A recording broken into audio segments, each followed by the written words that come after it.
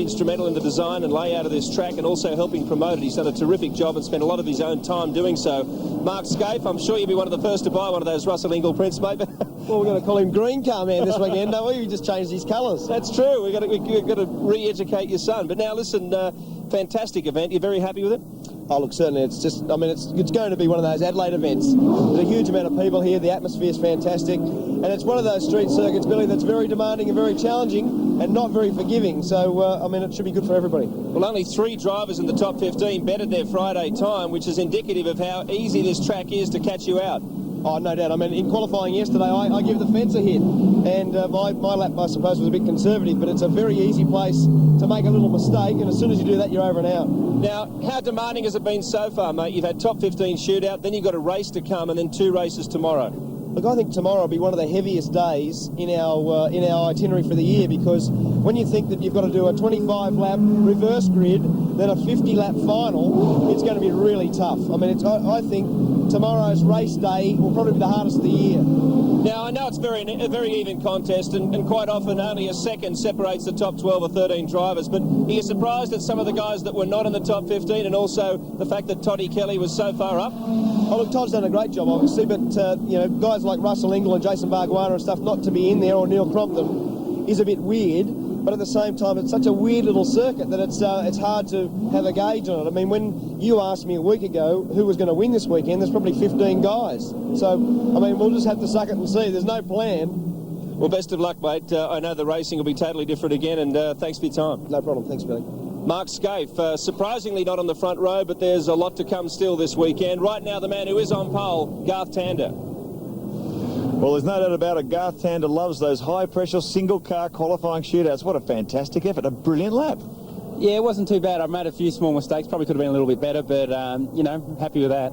Now, that's got to be good starting off the front row. This track's narrow. It's bumpy. Boy, it's got to be an advantage being out in the front of that field. Yeah, we're a bit worried, actually, after yesterday when we were 10th, so starting off the front row is a lot better than that. So, yeah, it is, because it's so narrow, it's going to make a big difference, so we're pretty happy to be up on the front row. Now, pit stops are going to be critical here, aren't they? It's all very well being fast in qualifying. If the boys let you down in the pit lane, it can all go to waste. Well, that's right, yeah, pit stops are critical because they're reasonably short races too, so they haven't got a lot of time to catch up. So really, yeah, the guys have got to be on their game, and I'm sure they are, so it's going to be pretty exciting racing, that's for sure. We were saying it was going to be like a fight for survival. I mean, you could have a car spin in front of you and it's all over. Well, that's right. I mean, you could stay out of trouble and just get involved with someone else's accident, so really you just have to survive the weekend. Wish you all the best today. Okay, Mark, thanks. In the GMC 400 weekend, 25 laps, 60 championship points on offer in the Shell Series, and they won't be stationary for long. But forever on the move will be our greyhound of the pits, Grant Denyer. We welcome him to the telecast. Thank you, Bill. Yes, I think I've got my work cut out for me today, but so too does Glenn Seaton. You're off second position here today, and this track certainly does throw some challenges at you, doesn't it? There's no doubt about it, especially this first corner is probably the biggest challenge of the whole circuit, so it's going to be interesting. We just need to be positive about this and get a great start. Pit strategy is naturally going to play an important part of this weekend, and we've got a bit of a strategy at the moment that we're going to go with, and hopefully it's the right one. Let's talk about this circuit. What do you think of the layout? I think it's a great layout to run between 2 Parliament houses. It's got some fast bits, it's got some slow bits. It's probably a little narrower than it should be, but that's first time to have a go at it. I think it's been a great job. Now, what's the attitude for race 1? Of course, we've got 2 more races and an endurance race tomorrow, 50-lapper. How do you go into race number 1 around here, the nation's capital? Well, naturally, race 1's just as important as race 2 and race 3, and at the moment, I'd just like to get to the first corner first. That's my plan, and because it's going to be very difficult to pass around here. And that's my plan, to try and get to the first corner first, get the right pitch strategy right, and hopefully come away with a victory this afternoon. I know too that the team has been doing plenty of work in the pits. The guys have been working overtime every night, half an hour work on just getting the pits right, pit strategy and the changes right. That's right, and this is probably going to be the most important part of their job this weekend, is to get the pits right, because you can win or lose it in the pit lane. Good luck to you, Glenn. Thank you very much. Thank you. That's the other factor. So difficult to pass, and yet they are going to have to take a scheduled pit stop too in the longest race of all. That is race 3 tomorrow. And they expect the biggest crowd to be on Sunday, but they'd be extremely happy with this crowd even tomorrow. They've packed all around this circuit here in Canberra. Lots of vantage points. And for a first-time street race, it's been a marvellous piece of organisation, given the enormity of putting on a street circuit such as this, particularly in the nation's capital. The stands are full, and I suspect there'll be even more by necessity for the next race next year. But right now we have the business at hand. Here's the grid for race 1. Remembering it'll be reversed for race 2, but Tander and Seaton on the front row. Welcome once again to Greg Rust and Mark Osler with Barry Sheen, who'll be bringing the race to you this afternoon. A very interesting grid that. We've seen a few names there that haven't really been up the front in qualifying so far this season, gentlemen. Billy, you're quite right. And Garth Tander, in fact, that's his second pole of the year. You go back to the Adelaide 500, his last one. So he seems to like these street circuits. Glenn Seaton lines up alongside him on the front row. Mark Scaife, who's been so instrumental, I guess, in helping design this circuit, off position 3. Larkham beside him. Craig Lowndes and Larry Perkins on row 3. Paul Radicic and Stephen Ellery make up row 4. That's a great performance by Ellery. I was going to say the Super Cheap team will be doing handstands at the moment. Let's see if they can follow that form through in the 3 races that lie ahead. Stephen Richards, Stephen Johnson, Cameron McConville. He was happy with that performance in the Auto Pro car in the top 15. Nothing wrong with that. Tony Longhurst had some problems in his run-off. Todd Kelly loving this place, really enjoying it, the young lion. We should see a strong performance from him if their cars can stay out of trouble. Cameron McLean, strong performance too in qualifying, but mucked up his single car run.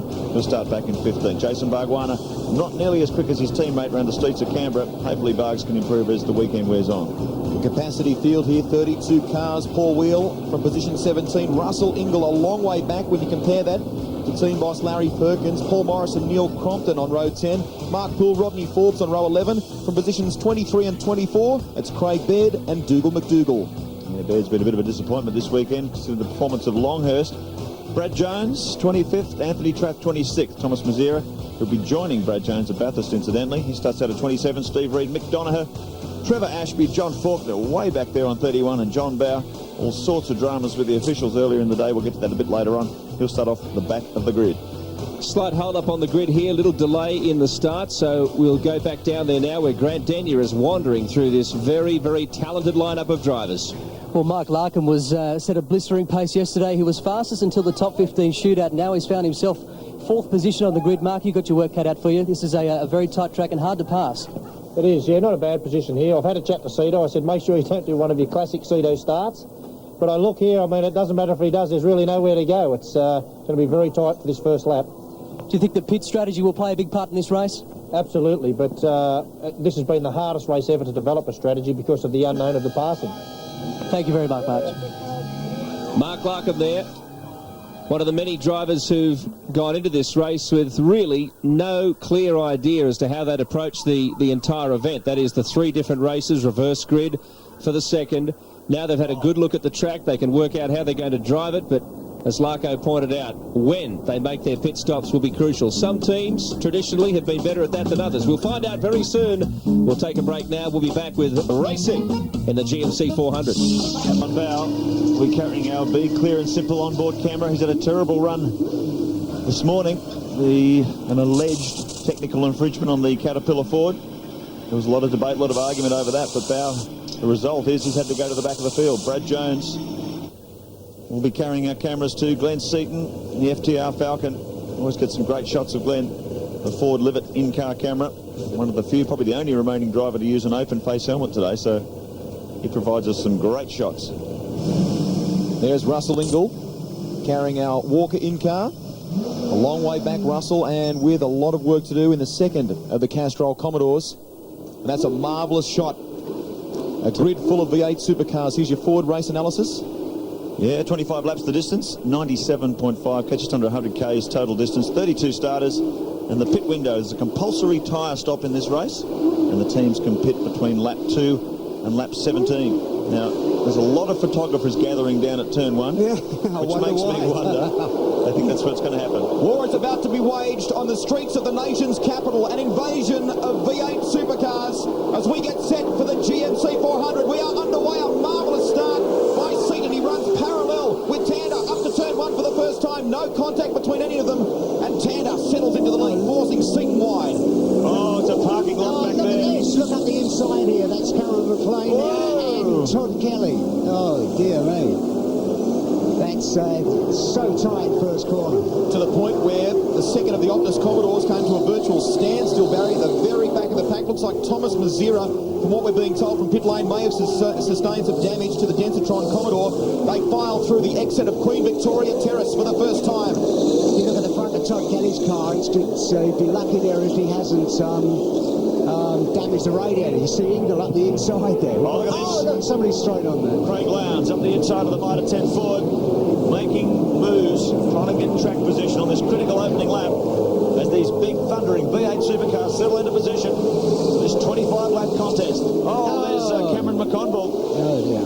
Very impressive. Look at the back of it. Somebody's given him a tap there, no doubt. Well, I think he got caught up in that first lap end for end when everyone was piling into turn one. That's a real shame for the Auto Pro team. They've done so well here this weekend with that car, the youngster from Victoria, the 26-year-old. Look at the damage to the front of the Auto Pro Commodore. Obviously caught up in a sandwich-style situation. We saw everyone line astern there coming into some of those corners. It was just so tightly bunched up out in front. A marvellous aerial shot from the Goodyear blimp as we see Garth Tander out in front, seated. We go back to Skate, then it's Lowndes, Larkham, Larry Perkins files through that chicane. This is the completion of lap 1 of 25, the GMC 400, the first of 3 races this weekend. Flat out up pit straight for the first time. Garth Tander leads the big charge. Big field of V8s behind as they thunder down pit straight, building up to 220 kilometres an hour before they brake hard for turn 1. Tander in the position he wanted to, took maximum advantage of that pole position. And now he's got a nice clear bit of road in front of him. Actually, I'm really surprised how far the top sort of 5, they're quite spread out, really. If you consider they've done 1 lap, you know, that's a big distance on Larkham there, as an example. Tander fires out of Queen Victoria Terrace down toward turns 8 and 9. Great shots there from the track surface. You can see how hard these cars are working. The drivers bouncing them off the curbs. There's something wrong with Larkham's car. There's smoke. You see the smoke coming from there. I wonder if he's had contact with the concrete walls. Look at the back there and see if we... I saw smoke pouring out of it just now. So Stephen Ellery's right up in that battle too in the Super Cheap Autos machine. So good start. Here comes Skate just having a sniff around the tail of Glenn Seaton's car as they sweep through straight circle, fastest part of the track. Tander's got a 3 or 4 car length lead over Seaton as they swing hard right down to Flynn Drive. So Seaton in second, Skate in third, Craig Lowndes in fourth. There's a bit of a gap back to Larkham, Perkins, Ellery, Paul Radisich in the shell forward, Tony Longhurst and Stephen Johnson. That's the top 10. To get past here, you've really got to get right as close as you can and just basically grit your teeth and hope there's room, because it's so tight. And, you know, it's a massive commitment when you make up your mind. You know, you committed and there's not an awful lot of room. Keep in mind, once they complete this lap, the pit window will be open for that compulsory tyre stop.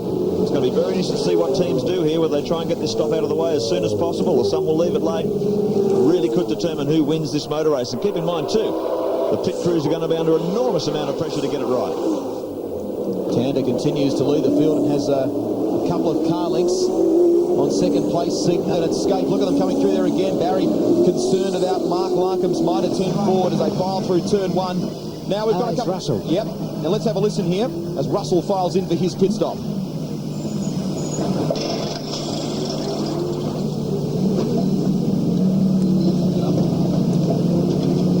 Team working hard, getting the tyres. Nice clean stop so far.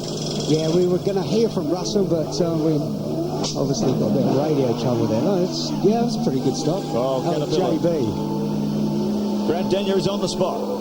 This is where you're really going to see tactics play a part in this race. Now, they have come in early, but this is all planned. Now, John Bauer wanted to do this because he's starting from the back of the grid. Now, if he can come in and do a good stop, that means he may leapfrog other cars when they start to pit later in the race. Now, his advantage is he's at the back because apparently the scrutineers yesterday found that he had a problem with his oil cooler and that a bracket on it was giving him aerodynamic advantage. So he's starting from the back, making his job even tougher today.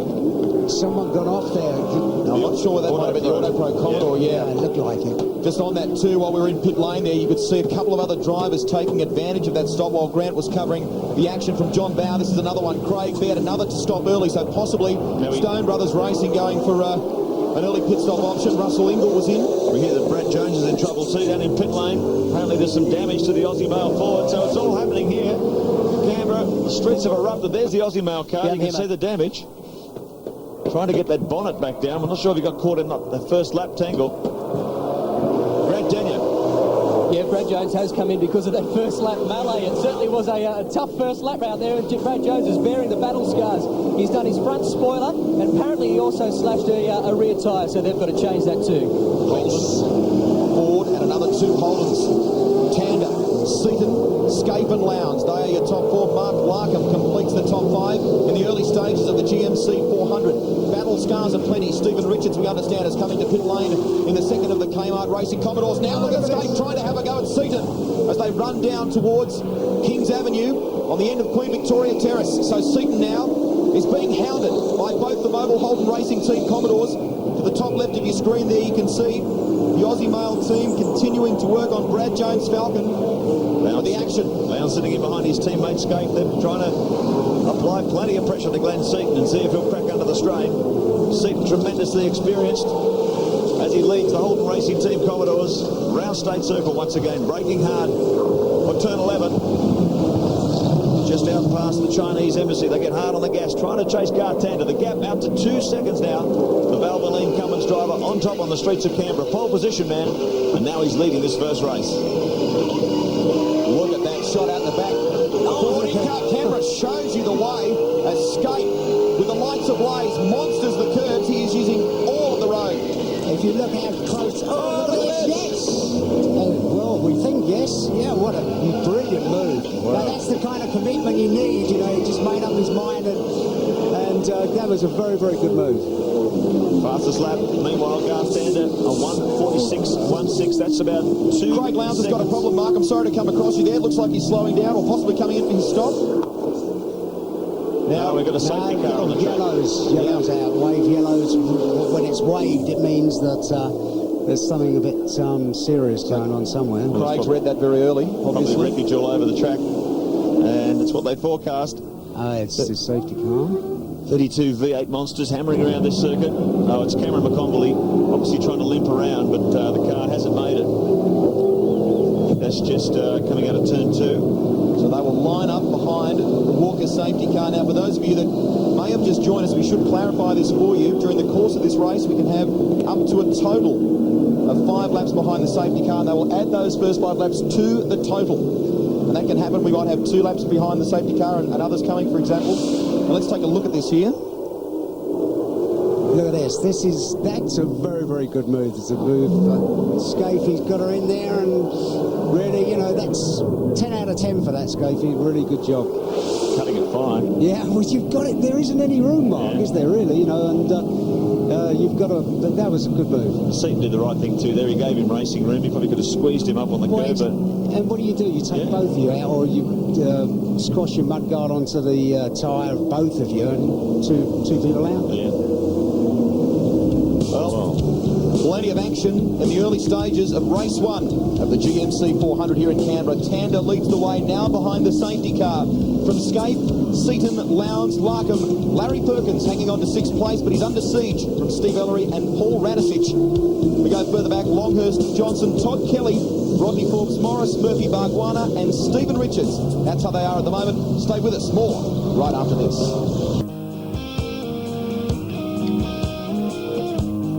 It's a very familiar sight, but the cars that are circulating just in front of it, not so. V8 Supercars in Canberra, and at the moment we're under the safety car as they clear off Cameron McConville's Auto Pro Falcon from the track, but Garth Tander leads from Mark Scaife and Glenn Seaton. Scaife only recently taking Seaton's place in second. Don't forget Greg Murphy. The 2 Gregs, in fact. Ruston Murphy will be up on the Supercar site, so have a chat with them after the telecast, of course. That's the 10 website you can access.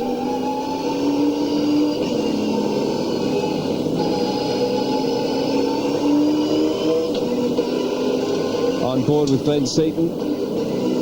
And also another sprint round coming up pretty soon, gentlemen. Queensland Raceway, but before we talk about that, Grant Denyer. The cause of that pace car accident just then was, unfortunately, Cameron McConville. He copped a hit from behind in that first lap accident, which also made him run into the car in front, which squeezed his airbox shut, and jammed his accelerator on. So he had to just park it around the circuit. So that's a real shame for them after qualifying 11th, which was a tremendous effort. Lights are out on the safety car as they come back down Flynn Place. We understand there will be a restart this time around, hence the reason why the drivers are continuing to weave left and right like that. I'll tell you what, those guys who pitted early have just really fallen into their lap with their safety car because they've caught up all that ground they lost under green flag conditions. So guys like John Bowe, Russell Ingall, who pitted very early, they're going to be very strongly positioned by the time these leaders come in for their compulsory stop. Incidentally, that wasn't Todd Kelly that got it. I thought his body was up. That must have been Cameron McConville. They file underneath Commonwealth Avenue, getting set for a restart. Your leader, Tander, from Scaife and Seaton. Do we get the green this time around? Someone's peeled off into pit lane. That's the safety car mark. We are green. We are underway. Tander, look at this. Lowndes has taken a jump at Seaton, but Seaton has the inside running into turn one. Yes, this will be another difficult run through here. They're all line astern once again. Look at Paul Morris up on the back of Rodney Forbes as wins Commodore there. Russell Ingall fighting his way through the field. So too the Cat Falcon of John Bowe. As Mark mentioned before, both of those guys have completed their pit stops. We understand that Glenn Seaton may be coming in at the end of this lap to try and do his pit stop. Must be hard trying to pick a moment in there where you don't want to be in the pits where there's 3 or 4 other guys trying to pit at the one time. So there changes, a lot of activity. You can get down pit lane with virtually no one else there. It's going to be much better for you and for your pit crew. They thunder up Kings Avenue once again. Big field of V8. You can see the exhausts belching as they fly around State Circle. Garth Tander in command. The championship leader, Mark Scaife, a little bit of a gap then back to Glenn Seaton with Craig Lowndes breathing down his neck in 4th position. Yeah, it was a shame for Tander. He pulled out 1.2 seconds, and that's what happens when the old safety car comes out. All your hard work disappears. Craig Lowndes may be looking to try and duplicate the move his teammate Mark Scaife made prior to that safety car on Glenn Seaton. He's awfully close to Glenn as they come through that chicane. And now work down Flynn Place once again, working up through the gearbox. You ride at the moment with Glenn Seaton looking out the back at Craig Lowndes on the track. They are 3rd and 4th respectively. Lap 7 of 27. Just look how close the guys go to the wall, and it's at the end of this weekend. I wouldn't think there'll be a car without a scratch on the side of it. It's so tight. And what's Seaton going to do here? He's going in. Seaton's going in.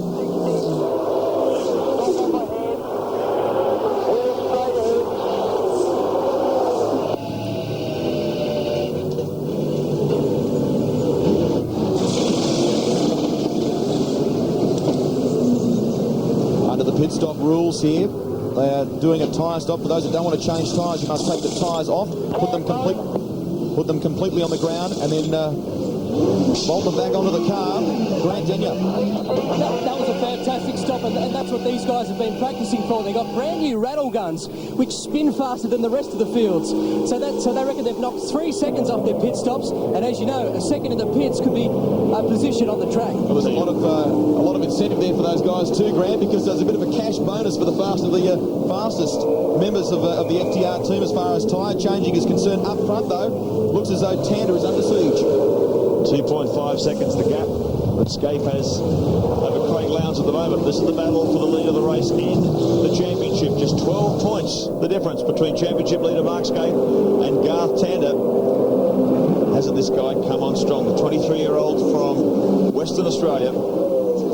And you've got to say he's really good at setting the car up, because when they first came here, he was really well off the pace, and then qualified it on the pole. Interesting that Brad Jones is continuing there in the pits at the moment, trying to repair that Aussie Male Falcon. Bear in mind that whoever finishes last in this race will be on pole for tomorrow's reverse grid. So possibly that's the reason why Jones is persisting at the moment. And the Aussie Male Ford, a marvellous shot from up high as they exit that turn onto the front straight. That's around the edge of Lake Burley Griffin, down along the front straight, heading up towards the Queen Victoria Terrace area. This is turn 1. Tander, you can see from up high, is leading from Scaife through GMC turn, this sweeping left-hander, which brings them up towards the terrace in between the old and the new Parliament House. Great crowd here, sensational. Fabulous views from the Channel 10 chopper. The sun sets over Canberra. There's plenty more action to go as the cars spin through the shadows there. It's a very difficult combination. Turn 8, turn 9. They head up to Kings Avenue once again. Garth Tander under the heat of a blowtorch from Mark Scaife. It's going to be interesting to see where these two leading cars decide to pit. Lowndes still in 3rd. There's Mark Larkham in 4th. Turkins in 5th. Then it's Radicic.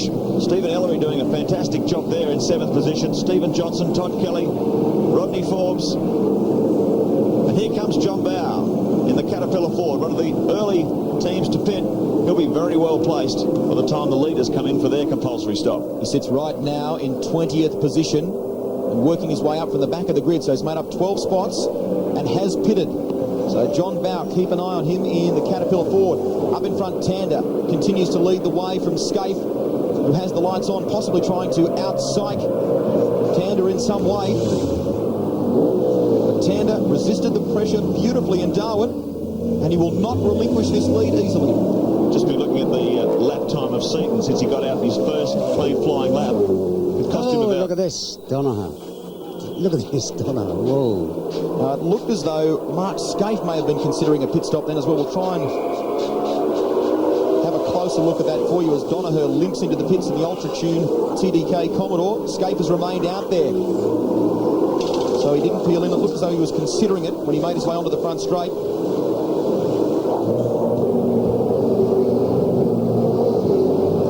Lots of attitude from the Valvoline Cummins Commodore.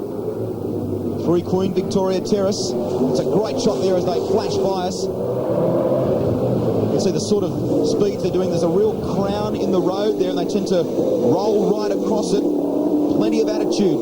Now up Kings Avenue. Past the National Archive Centre. Tander, a quick look in the rearview mirror. Scaife is there in second. Lowndes in third. And there is Mark Larkham in fourth place. Larry Perkins under siege. Paul Radicic has moved up a spot. He's gotten around Stephen Ellery. And you ride now with the Rat chasing down Larry Perkins. I was going to say before Glenn Seaton's time, once he made that stop, pit stop cost him about 36 seconds. So probably about 30 to 35 seconds is going to be the time that it takes to pit. So once you see where John Bowe and those guys who pitted early, where their track position relative to the leaders, it's going to give us a real idea of how much track position they're going to make up once those guys come in for their tyre stop.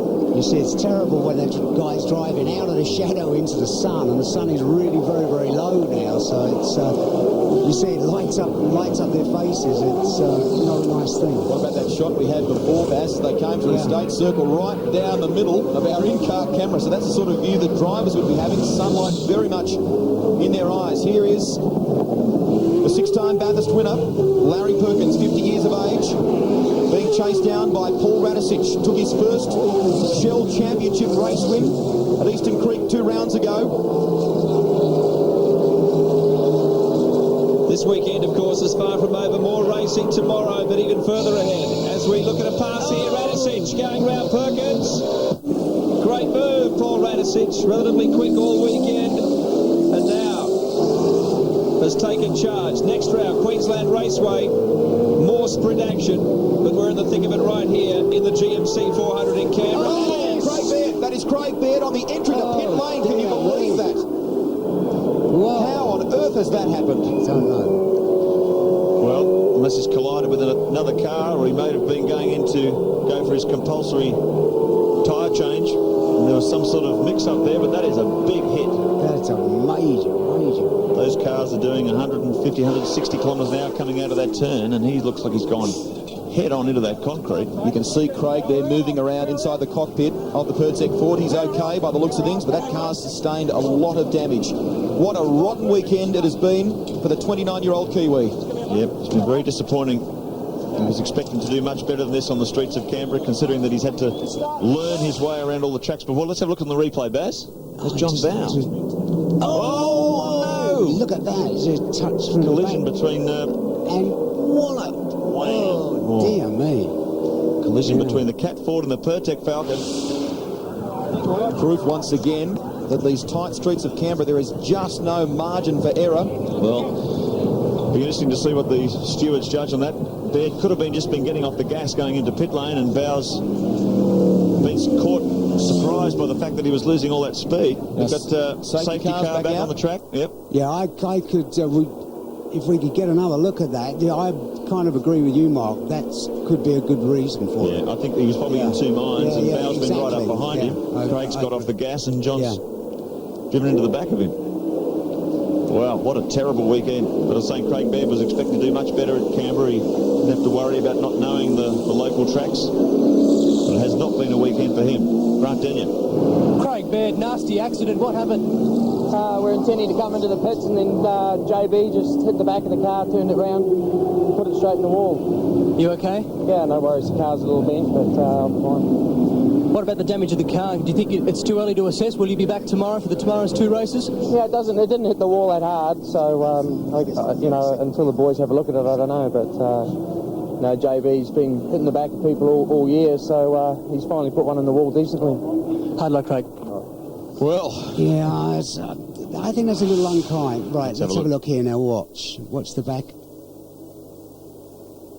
that's one hit. Oh, The beginning there, you could see just how much the Pertec Ford was moving around on the bumps, wasn't it? Yeah, massively. Do you see you saw the Ford? It looked almost like it was getting out of control. The way the back end of it was fishtailing, it hadn't been touched at all, is it? Well, stewards were looking closely at that one. No doubt about that. Leave that up to them to decide. Now, bear in mind, we are back underneath the safety car again. Look at the sun. Look, it's. Yeah. You get that in your eyes. It's horrible. Safety car, as I mentioned before, the first 5 laps are simply added to the total duration of the race. So the safety car back out again.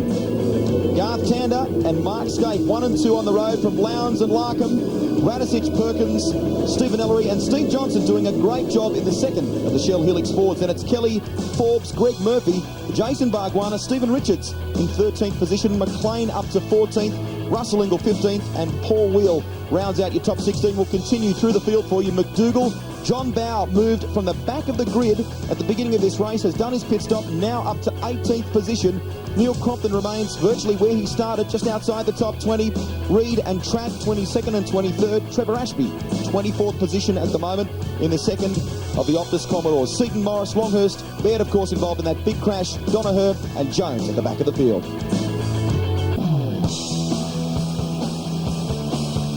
As they're about to go green on the circuit, well, John Bowe, just a moment ago involved in a collision with Craig Baird, is himself out of the race and extremely angry. What an amazing event this is, but this is the previous incident where Bowe and Baird made contact. Yeah, that's all the bumps there to start with while the car's rocking side to side. As Mark said during the break, you know, really the only people that know what happened is Baird and Bowie, really. We've had a total of 4 laps under the safety car during this race, so the duration of the race has increased, if you like, from 25 to 29 laps. So the safety car, lights out. Going back to racing conditions. Now, the interesting thing when you look at this timing monitor, according to our calculations, every car from 11th and backwards in this field has already made its compulsory tyre stop. So Greg Murphy is in 11th position, so you could say that Greg Murphy is leading this race because 10 cars in front of him all have to stop. So it should be a fascinating finish. They file underneath Commonwealth Avenue once again. Tander at the front, but yet to pit. So too Scaife and Lowndes. Larkham another to complete his pit stop. And Radisich, do we get the green this time around? Looks as though we're underway and racing again. Tander leads them line astern in the restarted GMC 400 race 1. And up to turn 1 for the first time. The Valvoline Cummins Commodore. 3 Commodores. 1, 2 and 3. It is Tander, Scaife and Lowndes. Larkham, the first of the Fords. Look at them all bunched up here through turn 1. This is one of the toughest parts of the circuit. Have to be the toughest street course in Australia, I reckon. It's tight, there's a lot of curves, no room for error. The boys are really finding that out this afternoon. They thought it was going to be a bit of a crash fest, well, it's certainly proven that so far. Very, very tough conditions, particularly now when they head up into the sun. It's right in the driver's eyes. So very testing, very demanding conditions for the V8 Supercar drivers. The first time on the streets of Canberra. What a great contest. Also, with the sun going down, the temperature's dropping quite quickly as well. So if they have any more time behind a safety car, it takes a bit of time to get temperature back in your tyres again. As soon as you get your tyres full, the safety car comes out again. Very interesting to watch these pit stops when these top 10 cars come into the pits. Look at Scaife now. Yeah, you're watching for that move again, aren't you, just in case? I mean, he did it so well when he got past Seaton earlier in this race. But I've got to say that Tander, you know, both times we've had a stop, Tander's pulled out the gap again, hasn't he? He's showing plenty of speed. The youngster was in all sorts of trouble earlier in the week, but as you said before, Baz, the team knocked the car into shape very effectively. But he's good, you know, he's good like that, Tander. You know, he gets the same thing that Hidden Valley, they were in strife, and then all of a sudden, when it came to the crunch, you know, that thing sorted out. When you look at it, if this race continues under green flag, is he coming in now? Yes, Tander's coming in. Well, we just saw a very similar incident. Larkham in behind him. Exactly what happened with Bow and Baird. Larry's coming in, so too Ellery. Look at them all now. This is pit stop central. Rodney Forbes coming in, so around about 5 of the top 10 cars now opting to do their pit stops. This is Garth Tander, the Valvoline Cummins Commodore team on the spot, all of Gary Rogers' boys. Further down the pit, Larkham, Rodney Forbes is in as well. There might be some people at home wondering why he took the tyre off and put it back on again. Under the rules, you can do that, but you have to take the wheel off, put it flat on the ground and put it back on the hub. So obviously the tyre condition of Tander's car is fine. Continuing these nice, hot, roaded tyres. But I tell you, I reckon his teammate's a better position at the moment. Jason Bargwanna's behind Greg Murphy. He's already pitted. Look at this. This is Mark Larkham. He's gotten out ahead of Garth Tander. So the Mitre 10 team, that's a brilliant performance in the pits. And it just shows you how much teamwork can really help you in a situation like this. It is tight around the streets of Canberra and difficult to pass. How much has that helped Mark Larkham? Yeah, it's been a huge boost. Greg Murphy's the man I'm watching at the moment. He has already pitted. And he's going to be in position to leapfrog when these final cars come in. Radicic, Tander has already pitted, so it's Radicic, Lowndes and Scaife by our reckoning are the only 3 that haven't pitted yet. We're understanding from the pits that the HRT boys may be standing by for a stop, so we'll keep a close eye on that for you. I'll have their fingers crossed they get another yellow flag. Look at this, look at the sun, look at that. Yeah, that is actually what it's like. It's not only the camera and the screen that does that, it's a horrible thing. Apologise for a bit of that break up on our in-car cameras. That's because the car goes under the bridge. It breaks the signal, the radio link to our chopper. So just the nature of this circuit, they're going in and out of tunnels, up and down hills. Very, very difficult circuit. Here's Scaife in for his compulsory tyre stop. Lowndes and Radicic, the only men remaining. So have they played the tactical card correct? The Holden Racing team doing the same thing, Mark, that you were talking about before, taking the tyres off, laying them flat on the ground, sticking strictly to the pit lane speed limit, and then they're putting those... And that's exactly what I was going to make the point about. They are using the heat in those tyres. They don't want to put fresh rubber on because it's too cold, possibly, Mark, particularly at this stage in the afternoon. Yeah, no doubt. Well, it's a pretty low-speed circuit, a really low-friction surface. It's not too hard on tyres around here, so... Guys would be the left rear probably cops the most caning. Scaife now back into the action. And if you're a little bit confused at home, bear with us, folks, because in a couple of laps, by the time these timing monitors trip up, we have true track position for these guys. We know that Craig Lowndes and Paul Radicic are the only 2 cars remaining that haven't stopped. Scaife back out in 21st position. Boy, oh boy. So the tactics and the strategy which we talk so much about now really starting to play a big part in this race. You ride with Paul Radicic, we understand from pit lane that the Dick Johnson Racing team are standing by. Well, they're going to have to because the pit window... Okay, in this lap. Okay, Radicic telling the team he's coming in this lap. They've got to be in before the end of lap 16. The other point he made there, Mark, was tyres seem okay. So we understand that the team are putting away those tyres. They're going to do the same thing that HRT and a lot of others have done. Take those tyres off, pop them straight on the ground and bolt them straight back on. There he goes, fast pit entry. Here comes Craig Lowndes and Paul Radicic coming in too. Stephen Johnson still hasn't pitted. So this will be the last of the compulsory tyre changes. There's fresh rubber going on to Lowndes' car. So all sorts of tactics at play here. Grant Denye's on the spot.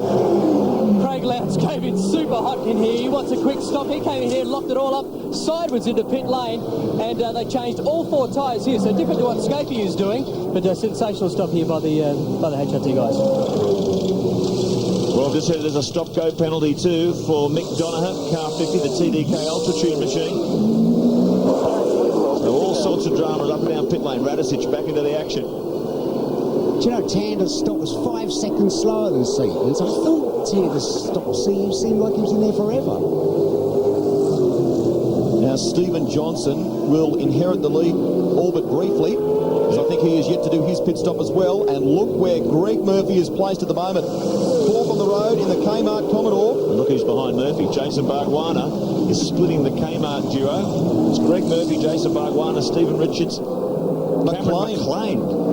So there's some real... We always expected there was going to be some surprises on the streets, and there's McLean in the Greenfield Mowers Falcon just back there in the middle of that pack.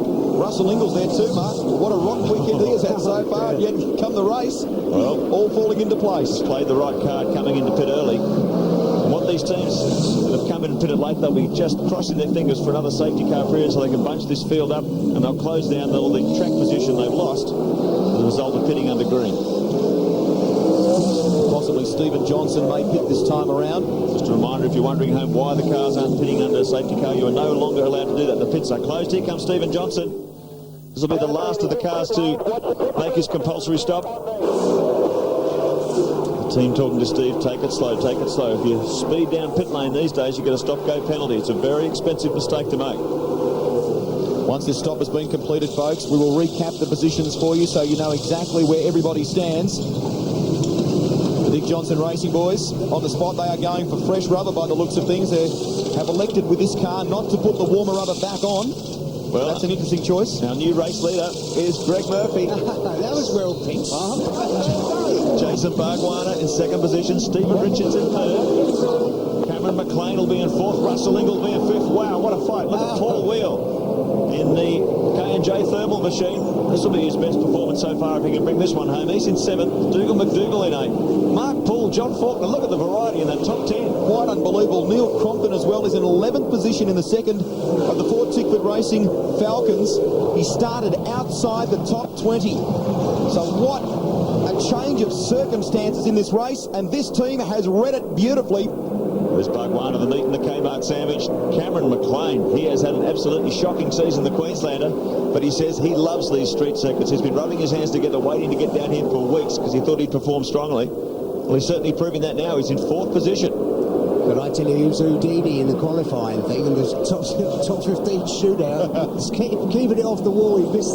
Maybe Luck's riding with him this week. So Greg Murphy, the Kiwi, 8th in the Shell Championship Series for 2000. It's Todd Kelly. And wheel-to-wheel on the Shell cars, Stephen Johnson. Probably got slightly cooler tyres on the car. It's going to take him a couple of laps to get that up to speed.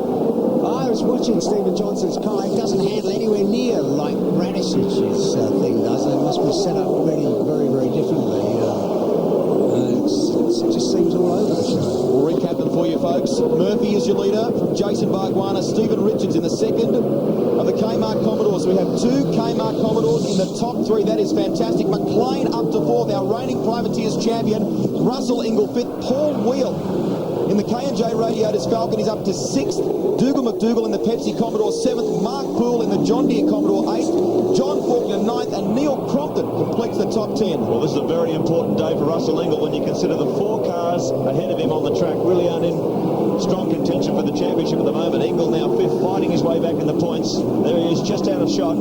How much is that going to help him? Different colour car if you don't recognise him. He's got a sort of a greeny, bluey car this weekend. So you'll see Ingall later on if you don't recognise that colour scheme. This is looking out the back of the Mitre 10 Falcon. I don't think I've ever heard Mark Larkham so happy with his car. He was saying that the things, they've got it really sorted out now. They found out that all the suspension settings, when they changed the tyres, they've got it under control now, and you'd have to say it looks that way. This is the battle. This is to stay inside the top 20. This is the battle for 19th position. Mark Larkham and Garth Tander result having to go in for those stops. It's really waiting now for another safety car period. It'll be critical if these guys are going to get much closer to those leaders at the moment. Bear in mind too, folks, that we have 2 more races to come your way this weekend. A full reverse grid tomorrow morning, 25 laps, followed by a 50 lapper in the afternoon with a compulsory fuel and tyre stop. And the man you can see on the right-hand side there, Brad Jones, runs Stone Motherless last, we believe, at the moment. That could put him on pole for tomorrow's reverse grid. Yeah, but keep in mind, though, people at home might be wondering, that's an advantage. The starting positions for the all-important double point 50 lapper tomorrow afternoon. Oh, look at this, up the inside goes Garth Tander. He's going to go side by side with the Mitre 10 Ford. He's got a good run out of that corner.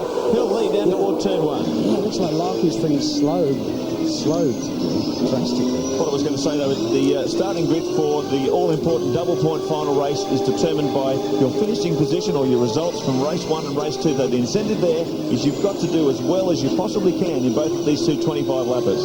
Yeah, there's something wrong with Larkin's car. Look at the amount of ground he's lost on Tander in just no time at all. So the order at the moment, Greg Murphy, Jason Bargwanna with 10 laps remaining. Stephen Richards in third. Cameron McLean still in fourth. Russell Ingall, the enforcer, in fifth. That's Wheel, McDougall, Mark Poole, John Faulkner, Neil Crompton now climbs into the top 10 with Steve Reed, a Sydney sider, in just outside the top 10, 11th position. Be clear and simple telemetry shows you the way with Mark Larkin in the Mitre 10 Ford as he works his way down through State Circle, the fastest part of the circuit. They top around 240 kilometres an hour here, hard on the brakes. Back down through the gearbox. They use first gear in a variety of places here. Around about 3 times or more around the circuit, which is quite a surprise. They really pull quite quickly out of some of the corners like turn 1 and then short shift up through second and third gear.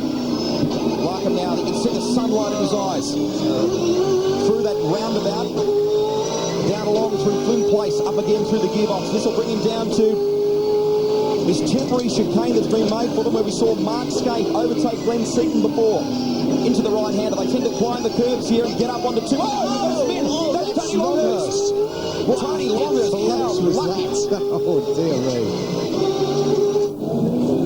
Tony Longhurst gets back into the action, sitting right back there in 18th position. Well, I think that was very, very close. It's hard in the mouth. Russ, what about them? yeah, action's coming thick and fast. Cameron McLean still there in 4th position. Russell Ingall in 5th. Good battle. Brewing right up and down through the field. Here's the wrap. Paul Radicic, after that stop, dropped him right down the order. He's currently in 20th position, driving hard, trying to make up as many positions as possible. Let's have a look at this on the Shell Helix replay, Baz. Oh, yeah, it just looks got on it and then back end came round. Oh, how close was that? Oh, mate. I think, look at the back end of the left-hand rear corner there. It looks like there was... Let's have a look at this. Oh, he did get a nudge too. Oh, he did. That's from Lowndes, yeah. Yeah, that's why I could see the... yeah, he got a big shove. The little tap.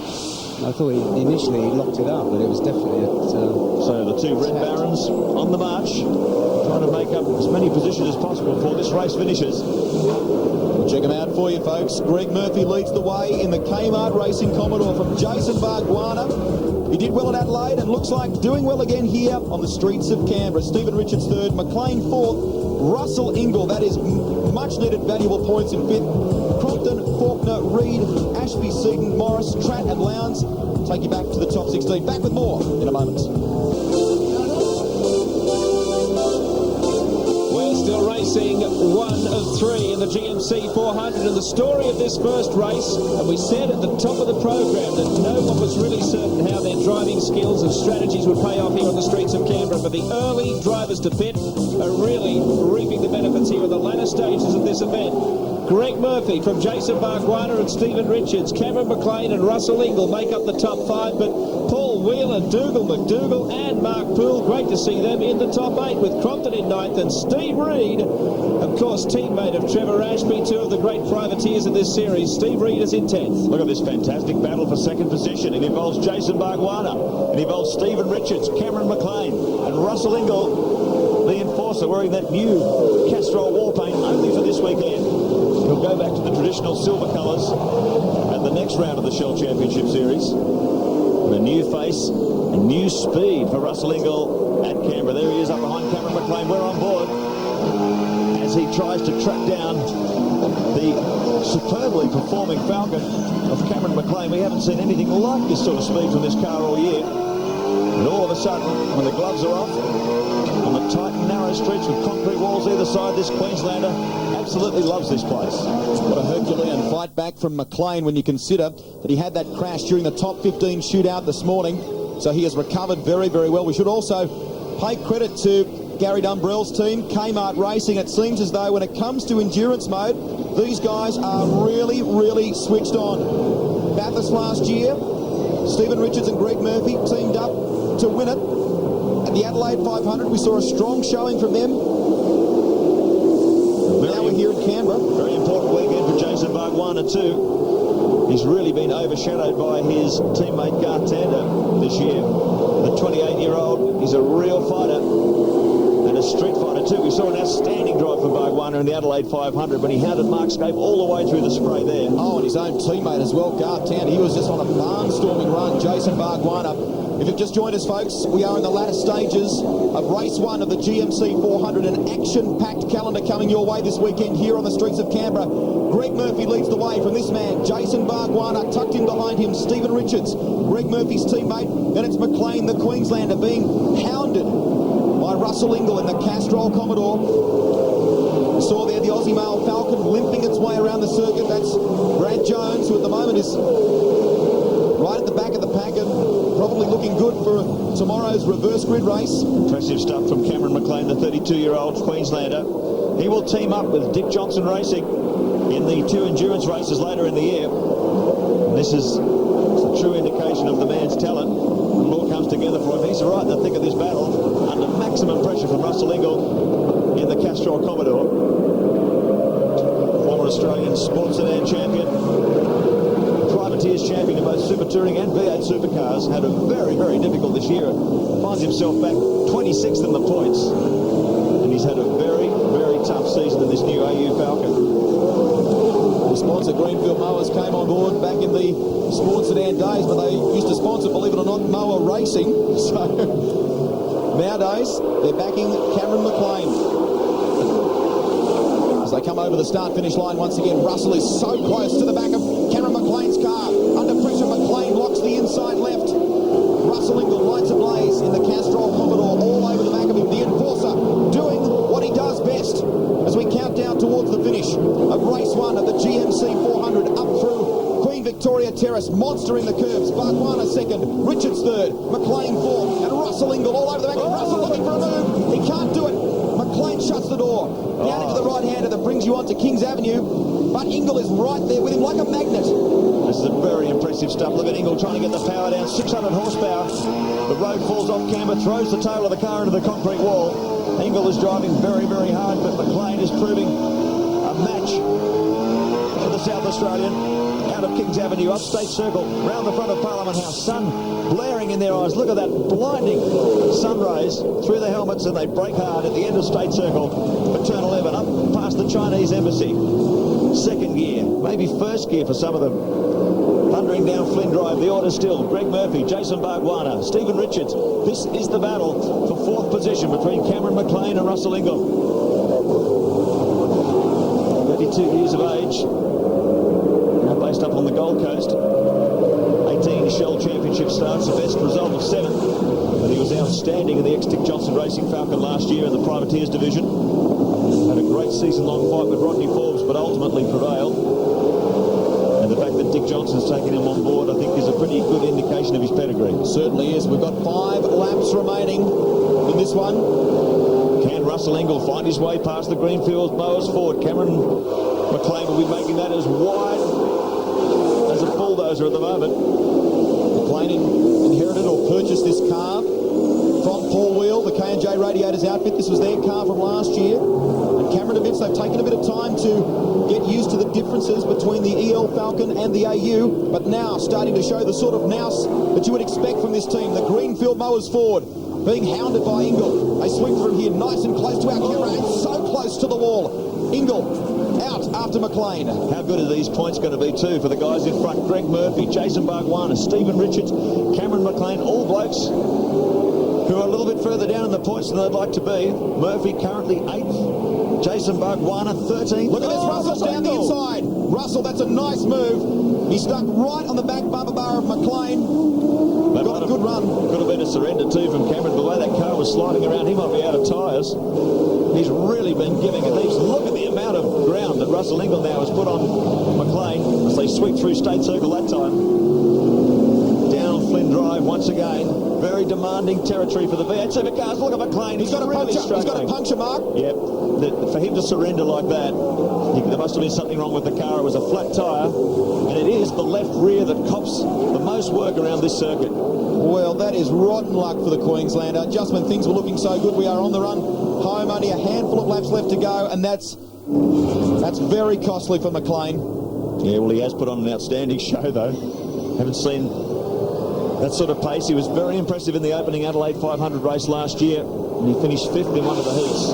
Let's look at this in the Shell Helix replay and watch him come out here. Ooh, he does actually hit the wall. I think it had blown before then. Yep. Tyre going well and truly flat by the time he swung onto Flynn Drive. He's limped it back to the pits. There he is now. Whoa, look at him. That's very difficult to control too. Hoping to get back into the pit lane without any confusion. Meanwhile, we're on board with Glenn Seaton as he tries to fight his way back through this field. He's in 13th position at the moment. So tactics really came into play this afternoon, and things really fell under that with the Kmart team. Greg Murphy and Stephen Richards running first and third, with Jason Barguana, who obviously adopted a different strategy to his teammate Garth Tander. He pulled the right rein today. He's in second position. What about the performance of both of the Optus Commodores? You've got to give it to Wally Story and the boys. Trevor Ashby sits in 11th, Steve Reed in 8th. That is fantastic. For the Privateers, the Lansvale Smash outfit from Sydney. Mark Poole up to 7th as well, and McDougall sits in 6th place in the Pepsi Commodore. Paul Wheel 5th. This is remarkable. Yeah, well, they always said it was going to be an upset result. You can see from qualifying that there are a few names you don't normally see up that high up in the grid, and that has followed through in the race too. Tremendous stuff. Now, tomorrow when we go a full reverse grid, the finishing order from this race will be reversed. Oh, Tander, wow. that's Garth Tander. He really whacked it hard, didn't he? Now, he has done a lot of damage to that car. He's hit that wall very hard. Just slow it down and get it back to the pit till we have a good look at it, and we'll try and get you back out. Now slow it down and don't do any more damage. Well, calming words of advice from the team. Just bring it back here. Let us have a look at it. Don't throw it into the wall again. So Garth Tander, after being just incredible how you can go from the top to the bottom so quickly. He's done quite a bit of damage to the rear end. The rear axle housing. Yep. The rear axle has broken away from its locating links. It's sliding laterally across the car. Let's have a look at the Shell Helix replay. Look how hard he hits this wall. Bang! And he has broken the locating links for that rear axle. It's floating around under the car. There's no way he can continue to drive that. He's got to limp it back to the pits. 3 laps to go. Mark. Very, very expensive, costly mistake. Certainly was. Now all this guy has to do, the 27-year-old Kiwi who now bases himself out of Melbourne, twice a winner at Mount Panorama, did it last year with his teammate Stephen Richards. His first ever in 1996 with Craig Lowndes. In those days it was with the Holden Racing team. They also have taken victory at the Sandown 500. Murph, incredible credentials. Former factory Audi Super Touring driver. Has campaigned successfully in Formula Holden and really has been one of the stars of V8 Supercar racing since he arrived here in Australia. He leads this race. This is another great day, isn't it? Certainly is. Dougal McDougall. Car run out of the Larry Perkins garage. And Dougal is doing an outstanding job. He's in 6th position at the moment. 27-year-old from Melbourne.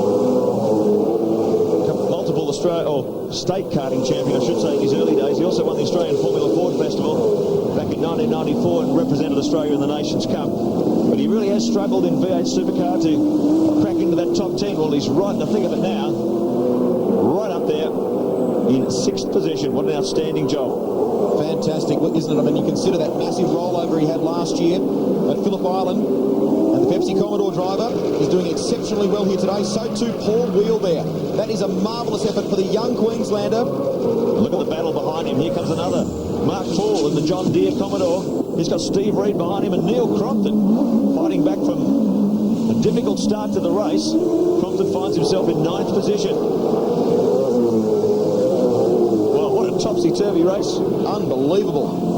Who would ever have thought you would have seen this sort of result in terms of a top 10? Well, it's just fantastic. I mean, you really want to see as many different winners, as many different cars and colours and sponsors battling for the lead of these races. And it's really turned it on in Canberra this afternoon. This is a fabulous start to the weekend. Stephen Richards sporting some of the scars of a bent bonnet from an altercation very early in this race, has survived to hang on to third place at this stage. Can Russell Ingall, with under 2 laps remaining, get up onto the podium for race 1? Stephen Richards in 16th place in the Shell Championship Series at the moment, with only 223 points. This weekend will be critical if he wants to climb further up the points ladder. And there's Garth Tander. He looks like he must have come into the pits. He's gone out again, but that car is in serious trouble. 1 lap remaining. Can he limp it around and be qualified as a finisher? Well, 1 positive point from all that is he will start from pole position tomorrow if he is the last finisher. Now, bear in mind, exactly right, Mark. But the trouble is, there's no points involved. No championship points for finishing that far down. He's got to keep it out there and just keep limping it around. This is a fascinating battle. Stephen Richards under all sorts of pressure from Russell Ingall, the enforcer, and Bargwanna is resisting quite well as these two apply the thumb screws. Murphy now some 9 seconds up the road from this battle for second, so Murph's home and hosed if he can keep it up the concrete walls. 10 seconds now, so he's pumping out that lead as these three really cut each other up in this battle for second. Jason Bargwanna in full defence mode. 1 lap remaining, less than 3.9 kilometres of Canberra to go for Jason Bargwanna, and he'll take a very healthy points haul from this race. He should be in the thick of things all weekend. Well, Bargs, we saw how elated he was after his efforts in the second leg, or second race if you like, of the Adelaide 500. He's superbly there, and this will do his confidence no end of good. The talented youngster, a former stockbroker, campaigned in Formula Fords, Formula Vs and Formula Holdens, stepped up a couple of years ago to the V8 Supercars and has been doing well under the tutelage of Gary Rogers. This man, though, what a sensational effort from the Kmart Racing team. Gary Dumbrell, he has 2 cars at the moment in the top 3. Greg Murphy leading the way by a handsome margin, 10 seconds to this battle for second place. Bargwanna sweeps through State Circle for the final time. Commodore round at the moment. Greg Murphy, Jason Bargwanna, Stephen Richards, Russell Ingall. Commodores fill the top 4 positions. The first forward, Paul Wheel in the K&J Thermal Falcon. He's having a great day in Canberra. He's in 5th. Here is car 12. Look at that. That is the stricken entry of Garth Tander, desperately trying to make it to the finish line, and hopefully starting off the front row of the grid or thereabouts up the front for tomorrow's reverse grid. Look at this guy, Greg Murphy. The crowd here in Canberra at the completion of race 1. There's still another 2 to go tomorrow, are on their feet. The 27-year-old Kiwi will bring it home for Kmart Racing, and to the elation of Gary Dumbrell and their team, Greg Murphy takes out race 1 of the GMC 400. Yeah, you can see the team there. Haven't they worked hard for that? This Gary Dumbrell, team owner. And Greg Murphy, as you can hear, absolutely elated. He's had a very, very difficult build-up to this race. All sorts of problems in qualifying.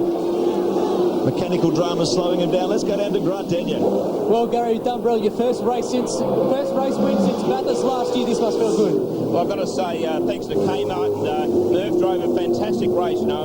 Was qualified a bit back further than we thought, but Murphy drove it through, and the pit stop strategy worked. And again, the Kmart Commodore has come through and won the race. This must be good for him because he's been particularly down on himself lately because of his recent performances. Well, Murph has, and he's sort of struggled during the year, and he's very tough on himself. But it's the first Kmart win, and hopefully with only one for many more to come. Guess what? You've got to do it from the back tomorrow. Well, yeah, that's going to be a struggle, but just winning the race there is worth it. Thank you very much. Well done. Great, thanks. You could hear just how excited Greg Murphy was after that race victory. Very, very pleased. He's a guy who drives with enormous heart, doesn't he, Murphy? Like, you give him a good car and he will drive the wheels off it. If the car's not that great, he loses enthusiasm. He really is one of those drivers you've got to keep on the ball. Keep putting good cars underneath him and he'll really do the business. And he showed it there. Bargs really up alongside him there too to congratulate him too. That's a nice gesture. Yeah, fantastic effort by the Kiwi, and Jason Bargwanna too. The nuggety 28-year-old from Como in New South Wales. It's been a tough season, as I said, been in the shadow of his teammate Garth Tander recently. But he pulled the right card today. He went in, pitted early, Tander left it late, and it really did fall in Bargwanna's lap. He drove very, very well. Puts him in second position, so he'll start alongside Murphy from the back row of the grid tomorrow in the full reverse grid. The first time we've seen it in V8 Supercar racing. Should be absolute thriller. When we talk to Greg Murphy and Stephen Richards and various members of the Kmart Racing team in the lead up to today's first race, They spoke about how they felt they were behind the 8 ball or weren't as far up the ladder, if you like, in terms of getting the setup and everything on these cars right. But boy, oh boy, from a strategy point of view, they had it absolutely dead right. And it's played right into the hands of both Murph and Stephen Richards. 1 and 3 for the Kmart Commodores. Another 60 points onto his tally, and that won't hurt his championship chase. Kmart Commodores have not had a good start to the season.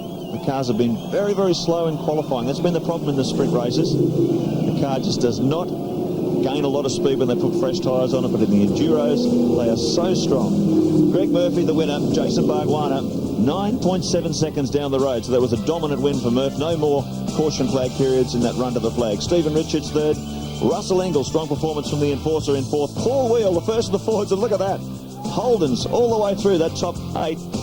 Paul Wheel, the only blue oval representative there. Dougal McDougall, strong performance in the Pepsi car. Mark Paul, he'd be happy too. And Steve Reed, the Sydney privateer, great job. Further back, Neil Crompton, who hasn't had a great weekend, works his way up from 20th to 9th, so that's a great event. Ashby, 10th place. Faulkner, Seaton, Craig Lowndes has recovered for 13th. Their pit strategy not going quite the way they wanted. Teammate Mark Scaife in 14th. And Radicic, another, I guess, perhaps problems there for that team in terms of pit strategy as well. Well, when you look at those times, look at Radicic, 39 seconds behind the race leader. I mean, just the way the cards fall in this race, if you jag your strategy right, it's just incredible where it can put you on the track. Mark Larkham, 17th, Tony Longhurst, we saw him have a spin. But a great result for this man, Greg Murphy, one of the nicest blokes you'll ever meet, the 27-year-old from Hastings in New Zealand. And first victory for the Kmart Holdens. Let's go to Baz. Yeah, the most surprised person is you, Murph, after talking to you this morning. Oh, you're not wrong, Barry. I was pretty dejected this morning, you know. I mean, this is to the guys. I mean, what an awesome job. And Andy picked the strategy before we went out. He said, lap 2, and I'm chucking around there at 11th. I'm going, you sure you want me to come in?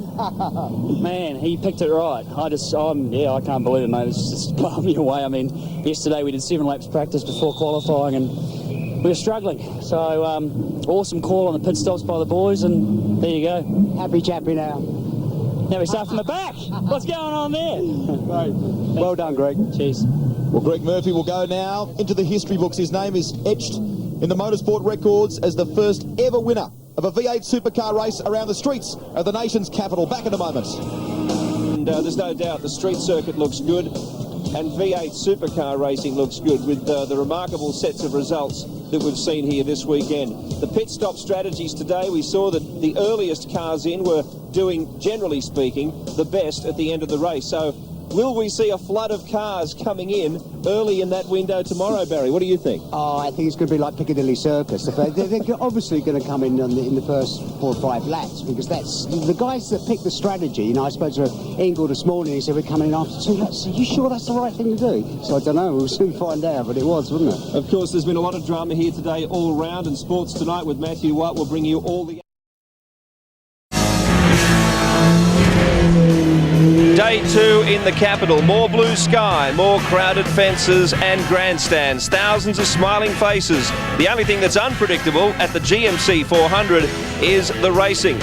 Hello, I'm Bill Woods. Welcome to the prettiest pit lane in Australia, but certainly one of the most intense. It's been tight not only here in terms of location, but also the racing in the GMC 400. Greg Murphy won race 1. There are 2 races today. It'll be very exciting. Let's recap the location of this unique circuit, unique in the world, in fact, as it goes between Old and New Parliament House, National Gallery, Treasury Building, National Library. They're all here. The High Court Building, you can't see it on the map, but it's a little further round. So many landmarks and so much excitement so far as we lock in once again for what should be a hectic afternoon. Barry Sheen, welcome back to you. I can't believe what's gone on. We just had no idea how race 1 was going to turn out. Certainly not the winner, Greg Murphy. Well, incredible. I was talking to Murphy in the morning. He said, oh, I'm fed up with this lot, you know, the cars. But that's great. You know, a lot of people criticise the circuit because it's a bit narrow, but it produced some really good racing. And, you know, for Murphy and Richards to get up there, they haven't had a good season and that. The thing I'm really looking forward to is the reverse grid, you know, because I've never seen a quality field like this have a reverse grid, and to get past it's going to be a